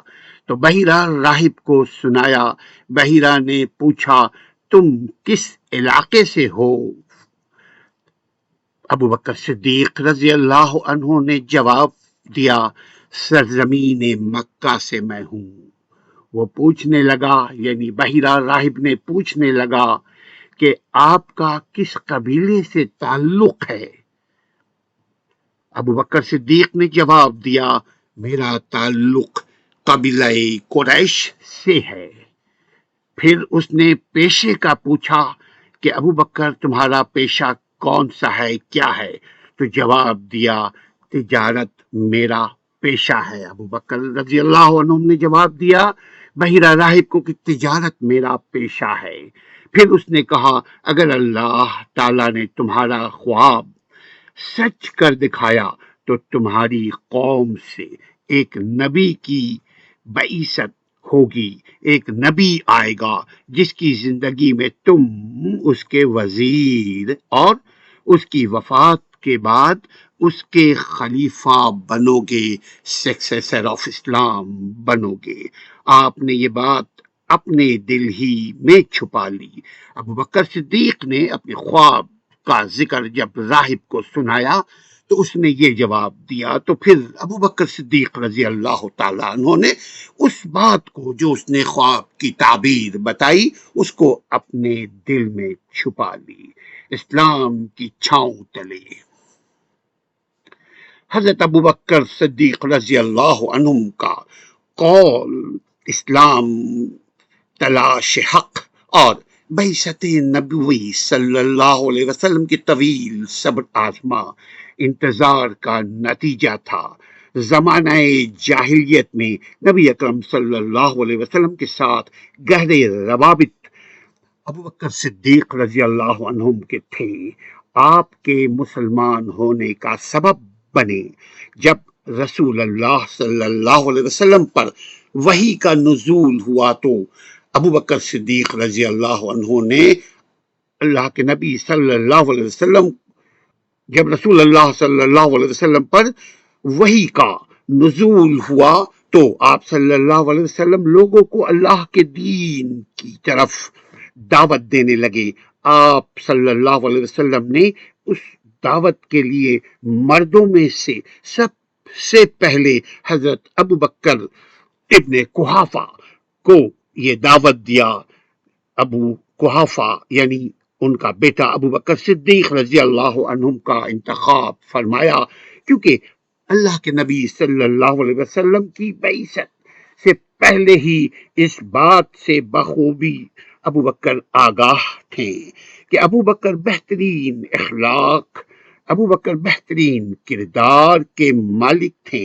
اسی طرح حضرت ابو بکر بھی نبی اکرم صلی اللہ علیہ وسلم کے صدق و امانت اور خلق عظیم سے اچھی طرح واقف تھے اور انہیں اس حقیقت کا بخوبی ادراک تھا کہ جو شخص اللہ کی مخلوق کے ساتھ کامل سچائی اور راست بازی کا مظاہرہ کرتا ہے وہ خالق کے کائنات کی طرف کوئی جھوٹ کیوں کر منسوب کر سکے۔ نبی اکرم صلی اللہ علیہ وسلم نے سیدنا ابو بکر صدیق رضی اللہ عنہ کو دعوت دین دیتے ہوئے فرمایا، ترجمہ: میں اللہ کا رسول اور نبی ہوں، مجھے اللہ تعالیٰ نے اپنے پیغام پہنچانے کے لیے بھیجا ہے۔ میں تمہیں اللہ کی طرف سچی دعوت دیتا ہوں، اللہ کی قسم یہ دین حق ہے، اللہ کی قسم یہ دین حق ہے۔ ابو بکر صدیق رضی اللہ عنہم میں تمہیں اس ذات کی طرف بلاتا ہوں، محمد صلی اللہ علیہ وسلم فرمانے لگے، ابو بکر میں تمہیں اس ذات کی طرف بلاتا ہوں جو وحدہ لا شریک ہے، تم صرف اسی کی عبادت کرو اور اس کی اطاعت پر قائم رہو۔ سیدنا ابو بکر صدیق رضی اللہ عنہم نے یہ سنتے ہی فوراً دل و جان سے اسلام قبول کر لیا۔ آپ نے رسول اکرم صلی اللہ علیہ وسلم کی نصرت اور حمایت کا وعدہ کیا اور اس وعدے کی ہمیشہ پاسداری کی۔ اسی لیے آپ کے بارے میں رسول اکرم صلی اللہ علیہ وسلم کا ارشاد مبارکہ ہے، ترجمہ، اللہ تعالیٰ نے مجھے تمہاری طرف بھیجا، تم نے کہا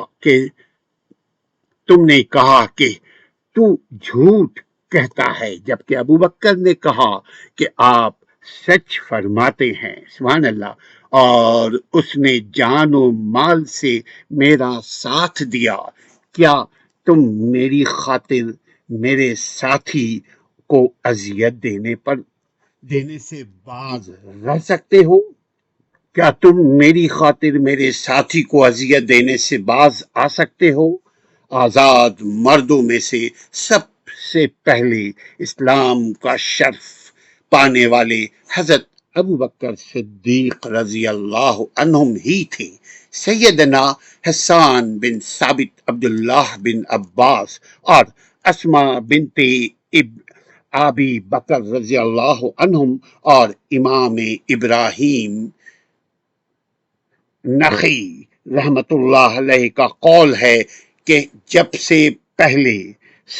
سے پہلے حضرت ابو بکر صدیق رضی اللہ تعالی عنہم شرف اسلام ہوئے۔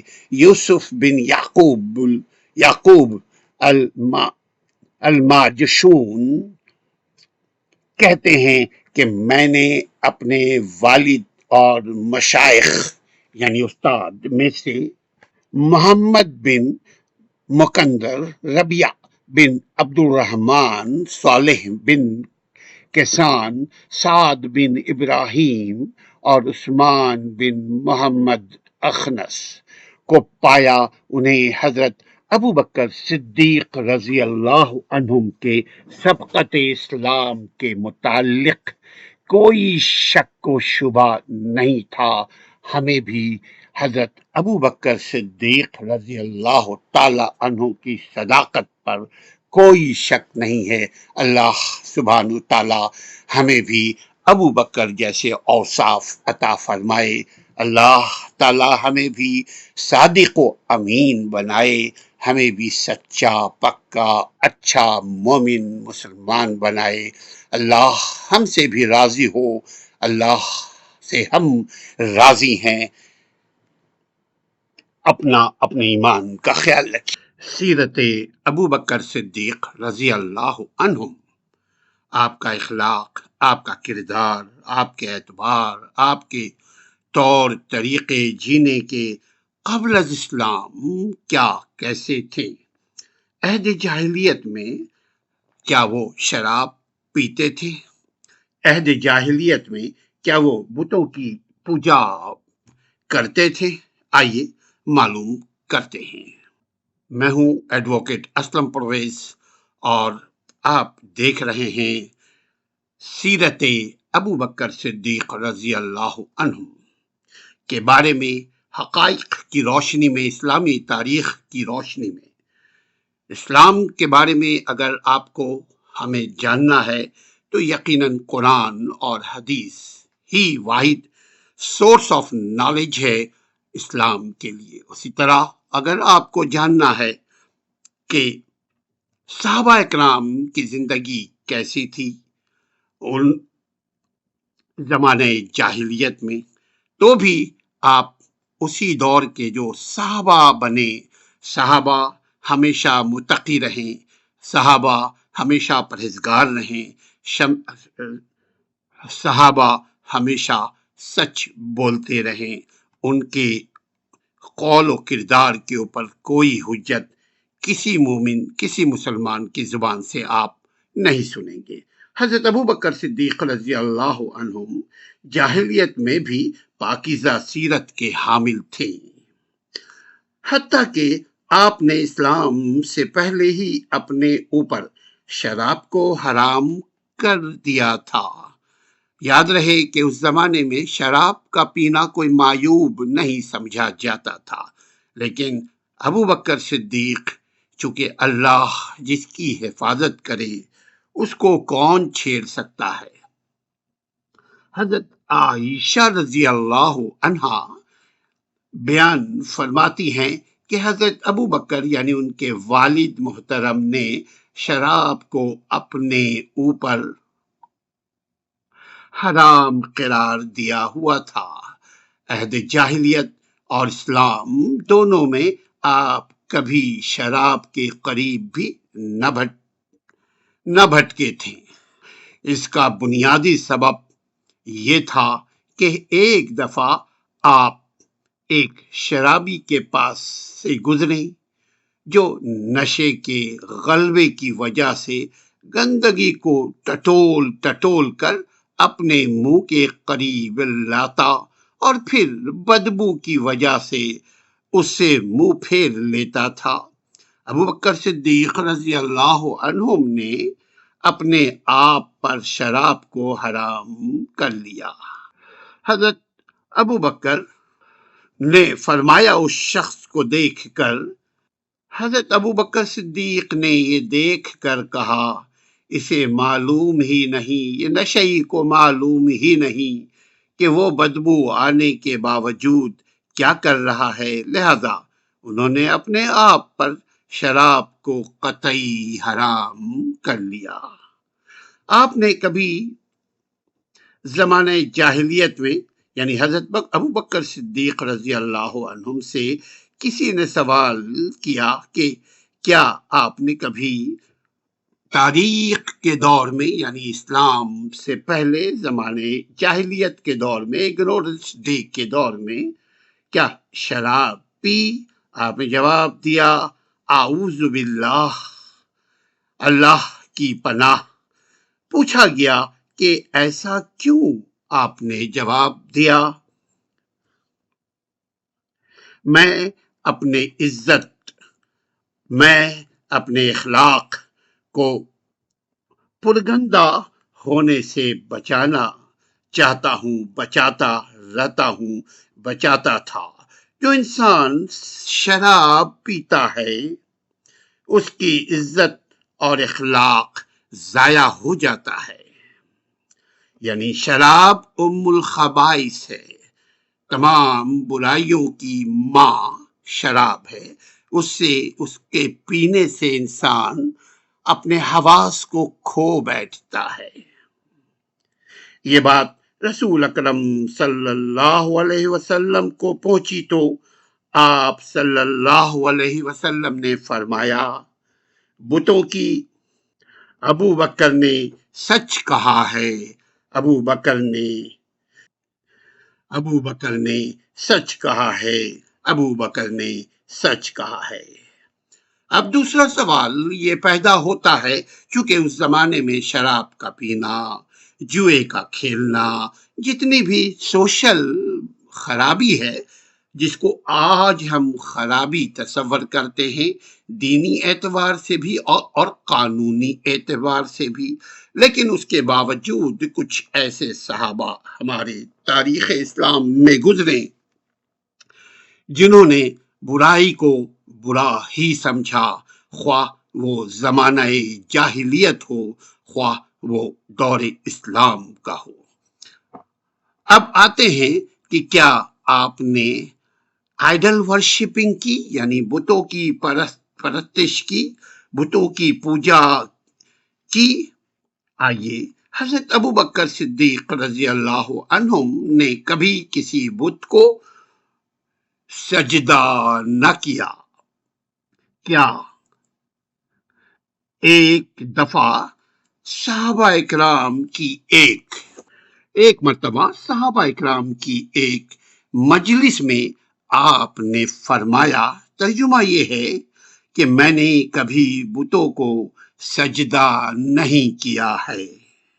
جب میں سن بلوغت کو پہنچا، یعنی بالغ ہوا، میچورٹی میں پہنچا، تو میرے والد ابو قحافہ عثمان نے میرا ہاتھ پکڑا اور مجھے بت کدے میں لے گئے اور کہا، یہ عظمت و رفت کے مالک تمہارے معبود ہیں، یعنی یہ بت عظمت والے ہیں، یہ رفت والے ہیں، یہ اعلیٰ مرتبہ والے ہیں، یہ معبود ہیں۔ معبود کا مطلب جس کے آگے جس کی عبادت کی جائے۔ پھر وہ مجھے وہی اکیلے چھوڑ کر چلے گئے۔ میں نے ایک بت کے قریب ہو کر کہا، یہ ابو بکر صدیق رضی اللہ تعالیٰ عنہ بیان فرما رہے ہیں دیگر صحاباؤں کو، کہ میں نے ان بتوں کے قریب ہو کر کہا، میں بھوکا ہوں، مجھے کھانا دو، میں بھوکا ہوں، مجھے کھانا دو، مجھے ستر پوشی کے لیے کپڑا دو، یعنی کپڑا تن چھپانے کے لیے کپڑا دو۔ اس نے کوئی جواب نہیں دیا۔ یقیناً بت کیا جواب دے سکتا ہے؟ بت نے کوئی جواب نہیں دیا۔ پھر ابو بکر صدیق رضی اللہ تعالیٰ عنہ فرماتے ہیں کہ میں نے اسے ایک پتھر مارا جس سے وہ منہ کے بل گر پڑا، وہ بت منہ کے بل گر پڑا۔ اس طرح حضرت ابو بکر صدیق رضی اللہ عنہم کو ان کی روشن عقل سلیم یعنی فطرت سلیم اور عمدہ اخلاق نے جولا والے ان تمام افعال سے اللہ نے بچائے رکھا۔ عزت و اکرام اور اخلاق و کردار کو پرگندہ کرنے میں اللہ نے ان کو بچا رکھا۔ عقل سلیم اور انسانی فطرت کے یہ ساری چیزیں منافی ہے۔ یقیناً ایسے لوگ ہی تبلیغی و دعوتی تحریکوں کا ہر اول دستہ بنتے ہیں، اور رسول اکرم صلی اللہ علیہ وسلم کے بعد امت کے افضل ترین فرد ہونے کا اعزاز پاتے ہیں، یعنی خلیفہ اول بنتے ہیں۔ نبی اکرم صلی اللہ علیہ وسلم کا ارشاد گرامی ہے کہ جو جاہلیت میں خیر و خوبی کے مالک تھے، وہی اسلام میں بھی خیر و بھلائی کے پیکر ہیں، بشرطے کہ وہ دین کا فہم حاصل کریں۔ بسم اللہ الرحمن الرحیم۔ لائف آف ابو بکر صدیق رضی اللہ عنہ۔ How was his life? History of Islam. حضرت ابو بکر صدیق رضی اللہ تعالی عنہ میں کتنی صفات تھی، اس کے اوپر آج ہماری یہ 15ویں گفتگو ہو رہی۔ اللہ قبول فرمائے۔ ابو بکر صدیق رضی اللہ عنہ کی یہ صفات حاضر خدمت ہے۔ اللہ کے نبی صلی اللہ علیہ وسلم نے یہ فرمایا کہ اہل جنت کی یہ 4 صفات، اہل جنت کے لیے یعنی جنت میں جانے کے لیے کن صفات کی ضرورت انسان کو اور خصوصاً مسلمان کو ہوتی ہے۔ رسول اللہ صلی اللہ علیہ وسلم نے دریافت فرمایا، آج تم میں سے کس نے روزہ رکھا ہے؟ آج تم میں سے کس نے who is fasting today؟ حضرت ابو بکر صدیق رضی اللہ عنہ نے عرض کیا، میں نے روزہ رکھا ہے آج۔ نمبر 2، اللہ کے نبی صلی اللہ علیہ وسلم نے پھر دریافت فرمایا، آج تم میں سے کون جنازے کے ساتھ گیا ہے؟ یعنی جو مر جائے اس کے جنازے کے ساتھ جانے کی کیا فضیلت ہے، سبحان اللہ۔ حضرت ابو بکر صدیق رضی اللہ عنہم نے عرض کیا، میں نے جنازے کے ساتھ آج سفر کیا ہے، گیا ہوں جنازے کے ساتھ۔ نمبر 3، اللہ کے پیارے نبی صلی اللہ علیہ وسلم نے دریافت فرمایا، آج تم میں سے کس نے مسکین کو کھانا کھلایا ہے؟ سبحان اللہ۔ تیسرے پوائنٹ پہ بھی حضرت ابو بکر صدیق رضی اللہ عنہم نے عرض کیا، میں نے مسکین کو کھانا کھلایا ہے۔ نمبر 4، اللہ کے نبی محمد عربی صلی اللہ علیہ وسلم نے دریافت فرمایا، آج تم میں سے کس نے بیمار کی عیادت کی ہے؟ سبحان اللہ۔ یہ چاروں پوائنٹ پہ کون جیتتا ہے؟ حضرت ابو بکر صدیق رضی اللہ عنہم نے عرض کیا عاجزی سے کہ میں نے مسکین کو کھانا کھلایا ہے۔ اللہ کے نبی صلی اللہ علیہ وسلم دریافت فرماتے ہیں، آج تم میں سے کس نے بیمار کی عیادت کی ہے؟ حضرت ابو بکر صدیق رضی اللہ عنہم نے عرض کیا کہ میں نے عیادت کی ہے۔ رسول اللہ صلی اللہ علیہ وسلم نے ارشاد فرمایا، جس آدمی میں بھی یہ تمام باتیں یعنی یہ تمام صفات جمع ہوں گی وہ جنت میں ضرور داخل ہوگا۔ یہ ہے صحیح مسلم میں، حدیث نمبر ہے اس کا 2421۔ صحیح مسلم، امت مسلمہ متفق ہیں کہ صحیح بخاری یا صحیح مسلم کی صحیح احادیث مبارکہ ہے۔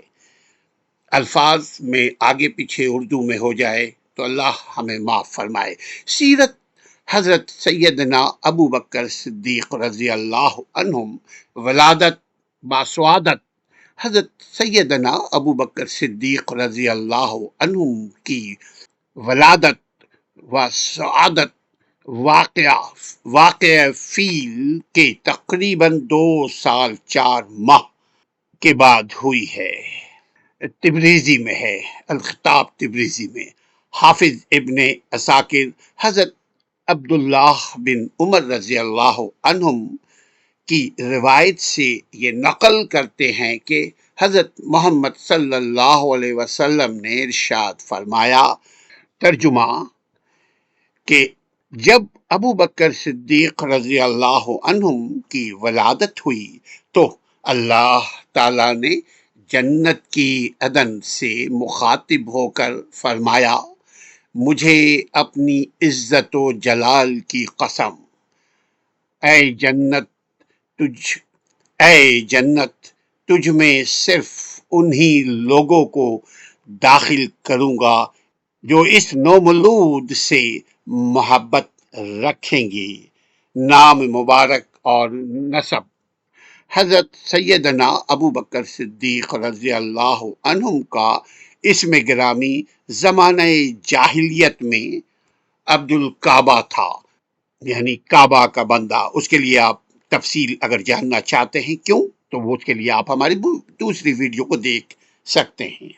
حضرت رسول اللہ صلی اللہ علیہ وسلم نے ان کے نام کو عبد الکعبہ کے نام کو تبدیل کر کے عبداللہ تجویز فرمایا، یقیناً اسلام کے قبول یابی کے بعد جب اللہ کے نبی صلی اللہ علیہ وسلم کو نبوت کا اعلان اللہ نے کیا اور انہوں نے جب سب سے پہلے غیر جوانوں میں سے جوانوں کو جب دعوت دی تو ابو بکر صدیق رضی اللہ عنہم نے ان کی دعوت کو، یعنی محمد عربی صلی اللہ علیہ وسلم کی اسلام کی دعوت کو، اور نبی محمد صلی اللہ علیہ وسلم اللہ کے رسول اور نبی ہیں، اس دعوت کو ابو بکر صدیق رضی اللہ عنہم نے سب سے پہلے قبول فرمایا۔ عبداللہ بن ابی قحافہ یہ ابو بکر صدیق رضی اللہ عنہ کے والد و ماجد تھے۔ ابو عمر یوسف بن عبداللہ پرتبی میں اس کا جلد نمبر 1 صفحہ نمبر 294 ہے. آپ کے والد ماجد ابو قحافہ یعنی ابو بکر صدیق رضی اللہ تعالی عنہ کی کہ جو والد ماجد ہیں وہ ان کا نام تھا عثمان اور ٹائٹل ملا ان کو قحافہ، جن کا تعلق بنو تیم قبیلہ سے تھا، اور نسب مبارک اس طرح ہے: ابو قحافہ عثمان بن عامر بن عمر بن کعب بن سعد بن مرہ بن کعب بن لوا بن غالب بن فہر. یہ قریش، قبیلہ قریش کا ایک شاخ ہے جس شاخ کا نام ہے تیمی، اس سے آپ بلانگ کرتے تھے. آپ کے والدہ یعنی ماں کا نام تھا ام الخیر، یہ ٹائٹل ملا تھا. نام ان کا سلمہ تھا. ان کا نسب مبارک یعنی ابو بکر صدیق رضی اللہ عنہم کے والدہ ماجدہ کا جو نسب تھا وہ اس طرح ہے کہ سلمہ یعنی یہ ان کی والدہ کا نام، ابو قحافہ کی بیوی سلمہ بنت سخر بنت عمر و بن کعب بن سعد بن تیم الکامل فی التاریخ جلد نمبر 2 صفحہ نمبر 402 میں یہ درج ہے. آپ یعنی ابو بکر صدیق رضی اللہ عنہم کو کا جو لقب تھا وہ عتیق اور صدیق کے مبارک القاب سے وہ جانے پہچانے جاتے تھے. وہ ممتاز تھے. عتیق سب سے پہلے جب ولادت ہوئی تو ہسٹری یہ بھی کہتی ہے کہ ان کی والدہ سلمہ ام الخیر نے ان کو ٹائٹل دیا تھا عتیق، اس لیے کہ ام السلمہ یعنی ام الخیر جو ہیں ان کے یہاں کوئی میل لڑکا پیدا ہو کر بچتا نہیں تھا، تو ابو بکر صدیق رضی اللہ عنہ کی والدہ سلمہ ام الخیر نے منت ماندی کہ اور دعا کی خانہ کعبہ کی طرف رخ کر کے کہ اے خانہ کعبہ کے مالک، اگر میرے یہاں بچہ ہوا، میرے یہاں جو بچہ ہو اس کو تو میرے لیے زندہ رکھ. تو آپ کی والدہ سلمہ ام الخیر نے ابو بکر صدیق رضی اللہ عنہ کا نام عتیق رکھا. بعد میں محمد صلی اللہ علیہ وسلم نے اس عتیق کو اندوز کیا. عتیق کا مطلب بچا لیا گیا، جنت میں داخل ہوا، سیوڈ فرام ہیل فائر، اور بہت ساری چیزیں اس کے معنی ہے. اور صدیق، یقیناً صدیق کا مطلب آپ ہم سب جانتے ہیں کہ سچا، کہ مبارک القاب سے یعنی ان دونوں عتیق اور صدیق کے مبارک القاب سے ابو بکر صدیق مشہور و معروف ہوئے. جبکہ آپ کی کنیت ابو بکر ہے. بکر کے معنی ہے اولیت، سبقت اور پیش قدمی کے ہیں معنی والے، اور والد کے آتے ہیں، یعنی ابو کا مطلب والد ہے، تو ابو بکر کا معنی سبقت کرنے، پہل کرنے والے کے ہوئے. چنانچہ آپ پر خیر کے کام میں سبقت فرمایا، یعنی عربی لغت میں یہ بھی ہے سبقت کرنے والے. یقیناً اسلام میں جو سب سے پہلے داخل ہوئے وہ ابو بکر صدیق تھے مردوں میں. حضرت سیدنا ابو بکر صدیق رضی اللہ عنہما نے مرد حضرات میں سب سے پہلے اسلام قبول فرمایا باذن اللہ، جبکہ خواتین میں حضرت خدیجہ رضی اللہ عنہا جو اللہ کے نبی صلی اللہ علیہ وسلم کی وائف تھیں، اور جب تک اللہ کے نبی صلی اللہ علیہ وسلم کی یہ بیوی یعنی خدیجہ الکبریٰ حیات رہیں تب تک محمد صلی اللہ علیہ وسلم نے دوسری شادی نہیں کی. حضرت صدیق اکبر رضی اللہ عنہم نے دین اسلام کی اشاعت تبلیغ میں سب سے پہلے اپنا مال اسباب خرچ کرنے کی سعادت حاصل کی. اسلام قبول کرنے کے بعد، یعنی اسلام قبول کرنے کے موقع پر ابو بکر صدیق رضی اللہ تعالیٰ عنہ کے پاس 40,000 اشرفیاں تھیں۔ یاد رہے، جس وقت ابو بکر صدیق رضی اللہ عنہم اسلام کو قبول کر رہے تھے، اس وقت ان کی جو مالی حیثیت، جو ان کے پاس ریزرو پیسہ تھا، وہ تھا 40,000 اشرفیاں۔ یہ 1441 سال پرانی بات ہے خواتین و حضرات، بلکہ 10-13 سال اور پہلے، 1454 سال پہلے کی یہ بات ہے، جب اسلام 1454 سال پہلے دنیا میں آیا، ہم سلامتی کے ساتھ محمد صلی اللہ علیہ وسلم نے اس اسلام کو ہم تک پہنچایا، یعنی ہمارے سلف، ہمارے صحابہ تک پہنچایا۔ اس میں سب سے پہلے جو قبول اسلام کرنے والے تھے وہ ابو بکر صدیق رضی اللہ عنہم تھے، اور اس وقت جو ان کی مالی، جس کو بینک بیلنس کہتے ہیں، نقدی، وہ 40,000 اشرفیاں تھیں ان کے پاس۔ ابو بکر صدیق رضی اللہ عنہ نے وہ سب کی سب راہ خدا میں، راہ اللہ میں، راہ رب میں، محمد صلی اللہ علیہ وسلم کی محبت میں یہ 40,000 اشرفیاں خرچ کر ڈالی۔ سبحان اللہ و بحمدہ، سبحان اللہ العظیم۔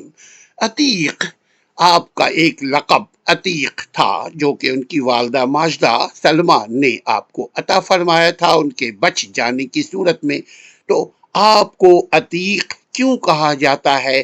تاریخ اس کی چند وجوہات بیان کرتی ہے۔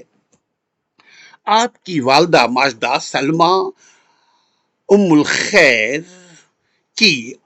کے یہاں اولاد زندہ نہیں رہتے تھے، یعنی مرد، لڑکا اولاد زندہ نہیں رہتا تھا۔ جب ابو بکر صدیق رضی اللہ تعالی عنہ کی ولادت شریفہ ہوئی تو آپ کی والدہ محترمہ سلمہ رضی اللہ عنہما ابو بکر صدیق کو بیت اللہ شریف لے گئیں، یعنی خانہ کعبہ لے کر گئیں، اور دعا فرمائی، اے اللہ انہیں موت سے آزاد کر کے میری خاطر زندگی عطا فرما دے۔ یہ ہے عتیق کا مطلب، کہ اے رب العالمین، اے رب العالمین، میرے اس بچے کو زندہ رکھ، یعنی موت سے آزاد کر کے میری خاطر زندگی عطا فرما دے۔ ام الخیر سلمہ رضی اللہ عنہا، جو ابو قحافہ کی بیوی اور صدیق اکبر کی ماں تھیں، ان کی یہ دعا اللہ سبحانہ وتعالی نے قبول فرمائی، اور آپ کا لقب اس طرح عتیق پڑ گیا۔ مختصر تاریخ دمشق، جلد نمبر 13، صفحہ نمبر 35، شرح مواہب زرقانی، اس کا جلد نمبر 1 اور صفحہ نمبر 445 میں یہ درج ہے۔ جامع ترمذی، یہ ایک حدیث کی کتاب ہے سیاستہ میں، جامع ترمذی میں ام المومنین سیدہ عائشہ صدیقہ رضی اللہ عنہما، یعنی مومنوں کی ماں سے مروی ہے کہ اس کا ترجمہ، کہ ام المومنین سیدہ عائشہ صدیقہ رضی اللہ عنہما سے روایت ہے کہ حضرت ابو بکر صدیق رضی اللہ عنہم حضرت رسول اللہ صلی اللہ علیہ وسلم کی خدمت اقدس میں حاضر ہوئے تو حضور اکرم محمد عربی صلی اللہ علیہ وسلم نے ارشاد فرمایا، تم من جانب اللہ جہنم کی آگ سے آزاد محفوظ ہیں۔ سبحان اللہ، یعنی عتیق کا مطلب اللہ کے نبی صلی اللہ علیہ وسلم فرماتے ہیں، عائشہ رضی اللہ عنہما سے روایت ہے کہ تم من جانب اللہ یعنی اللہ کی طرف سے جہنم کی آگ سے آزاد محفوظ ہیں. اسی دن سے آپ کو عتیق کہا جانے لگا تاریخ اسلام میں. ویسے ان کی ماں نے بھی عتیق رکھا تھا، اور نبی یہ کائنات جو اسلام کے جنہوں نے اسلام لایا وہ جس کو انڈوس کرے وہی اسلام ہے. اس کے بعد کوئی بھی دنیا کا شخص اگر اسلام یعنی قرآن اور حدیث کے علاوہ کسی چیز کو انڈوس کرے جو قرآن اور سنت سے متصادم ہے، ٹکراتا ہو، الگ ہے، وہ اسلام نہیں ہو سکتا. وہ اس کلرجی مین، اس اسکالر، اس دانشور کا قول ہو سکتا ہے بٹ اسلام نہیں. یعنی اسی دن سے ابو بکر صدیق رضی اللہ عنہ کو عتیق کا خطاب ملا. ام المومنین سیدہ عائشہ صدیقہ رضی اللہ عنہما ہی سے دوسری روایت ہے کہ آپ فرماتی ہیں ایک دن میں اپنے گھر میں موجود تھی. عائشہ رضی اللہ تعالیٰ عنہ فرماتی ہیں کہ ایک دن میں اپنے گھر میں موجود تھی. باہر حضرت رسول اللہ صلی اللہ علیہ وسلم صحابہ کے ساتھ تشریف فرما تھے. باہر کی طرف میرے اور صحابہ کے درمیان پردہ حائل تھا. یاد دیکھیے گا اس وقت پردے کا حکم نہیں آیا تھا، اس کے باوجود ہماری مومنات، ہمارے مومنین، ہمارے صحابہ اکرام پردے کا احترام کرتے تھے، جبکہ پردے کی آیت اس وقت نازل نہیں ہوئی تھی. تو عائشہ رضی اللہ تعالیٰ عنہ فرماتی ہیں کہ میرے اور صحابہ کے درمیان پردہ حائل تھا. اچانک حضرت ابو بکر رضی اللہ عنہم حاضر خدمت ہوئے. آپ صلی اللہ علیہ وسلم نے دیکھ کر فرمایا، عربی کا ترجمہ یہ ہے کہ جو دوزخ سے آزاد شخص کو دیکھنا پسند کرے وہ ابو بکر صدیق کو دیکھ لے، یعنی ابو بکر کی زیارت کرے. تیسری وجہ یعنی یہ عتیق کا ترجمہ اللہ کے نبی صلی اللہ علیہ وسلم جو فرماتے ہیں وہ یہ فرماتے ہیں کہ جو دوزخ سے، جہنم سے، ہیل فائر سے آزاد شخص کو دیکھنا پسند کرے وہ ابو بکر کی زیارت کرے. تیسری وجہ عتیق کی، آپ کے نسب میں کوئی عیب نہیں تھا. آپ کے حسب نسب میں کوئی عیب نہ ہونے اور حسن نسب کی وجہ سے عتیق کہا گیا. آپ کا نسب، حسب نسب یعنی باپ دادا پردادا لکردادا، یہ سب عتیق تھے، یہ سب پاک دامن تھے. زمانہ جاہلیت میں بھی انہوں نے کوئی غلط کام نہیں کیا جو اسلام کے خلاف ہو، جس میں خصوصاً شرک ہے.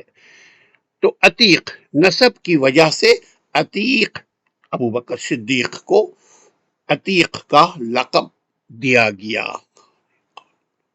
عتیق چوتھی جو اس کی وجہ ہے وہ عتیق معنی قدیم کے ہیں.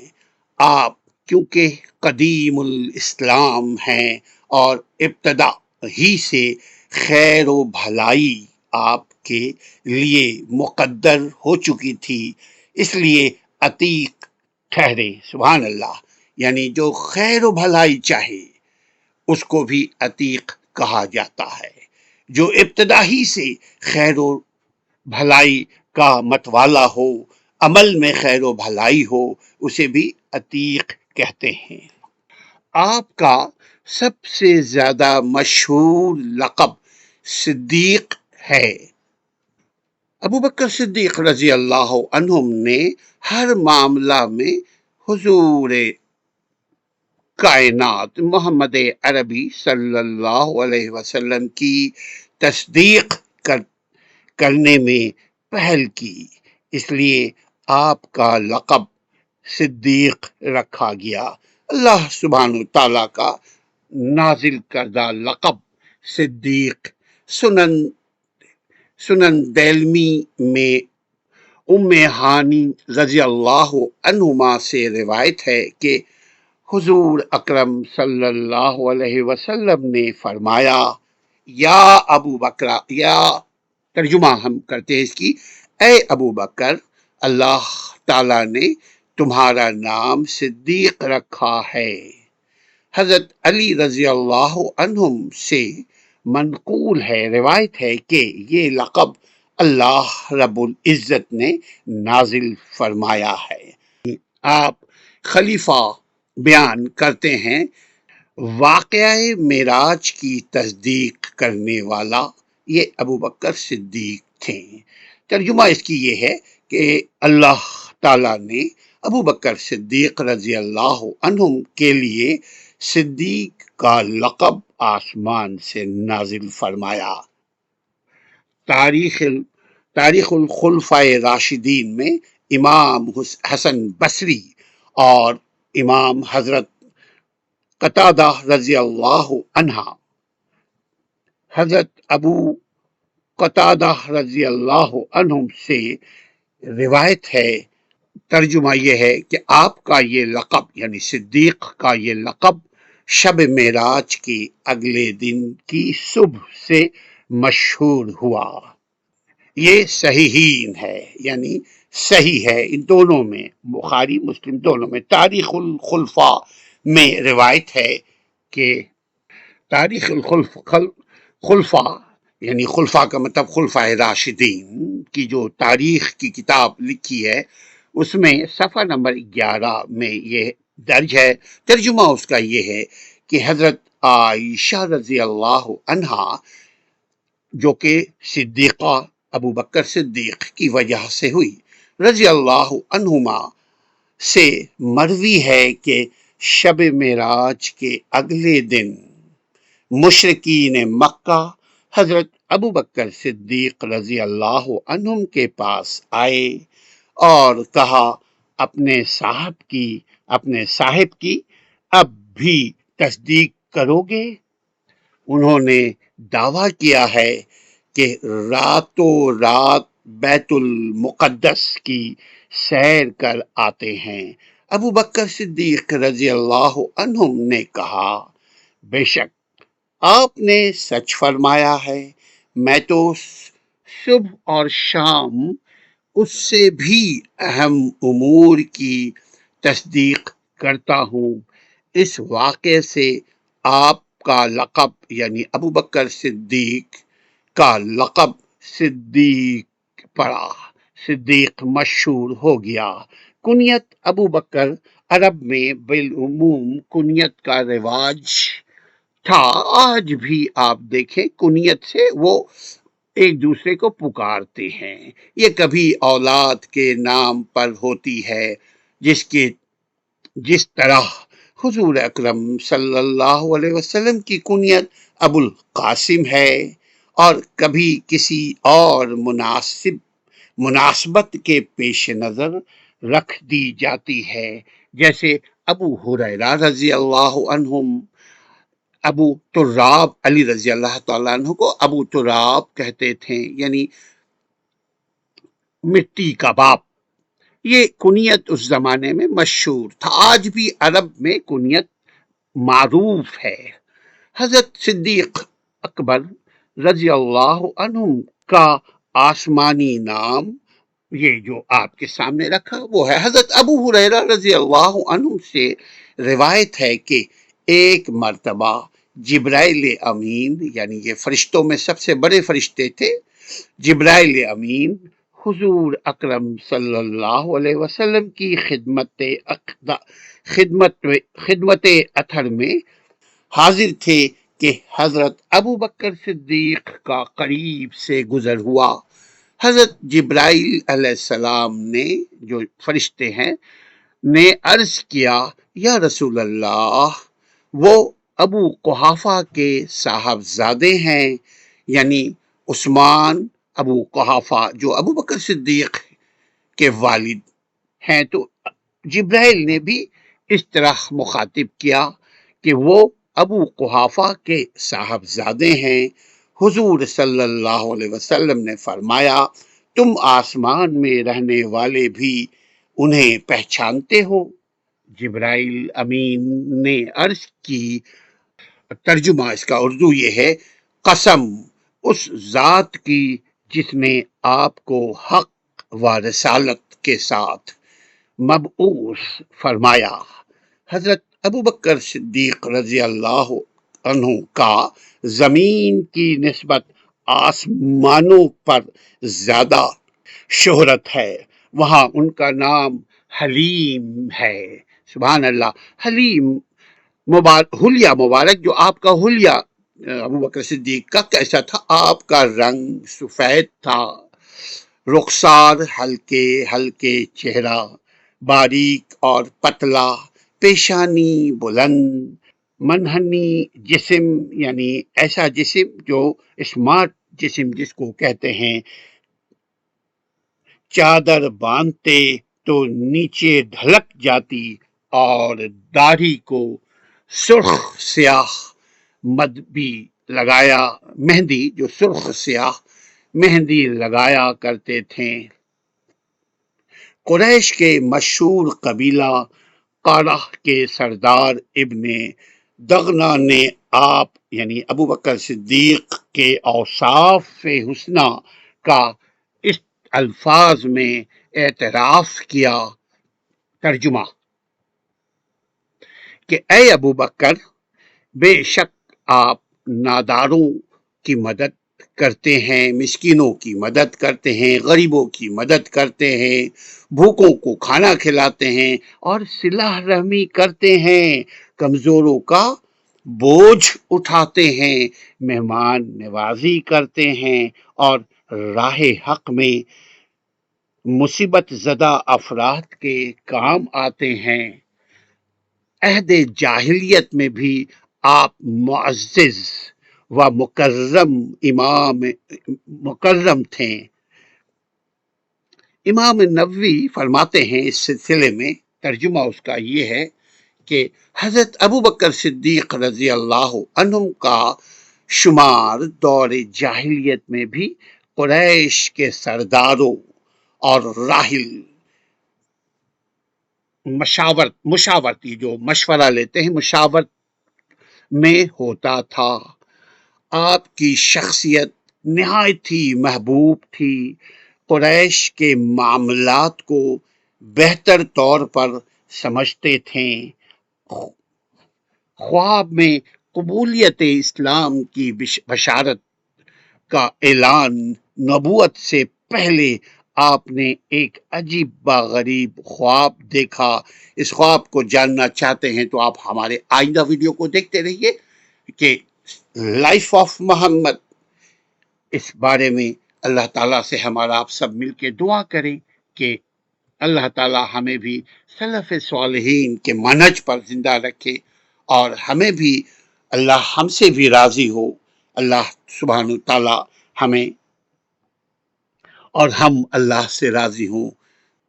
اپنے اعمال کا خیال رکھیے۔ ایڈوکیٹ اسلم پردیش کو دوسری قسط نیک تمناؤں کے ساتھ اجازت دیجیے۔ السلام علیکم ورحمۃ اللہ۔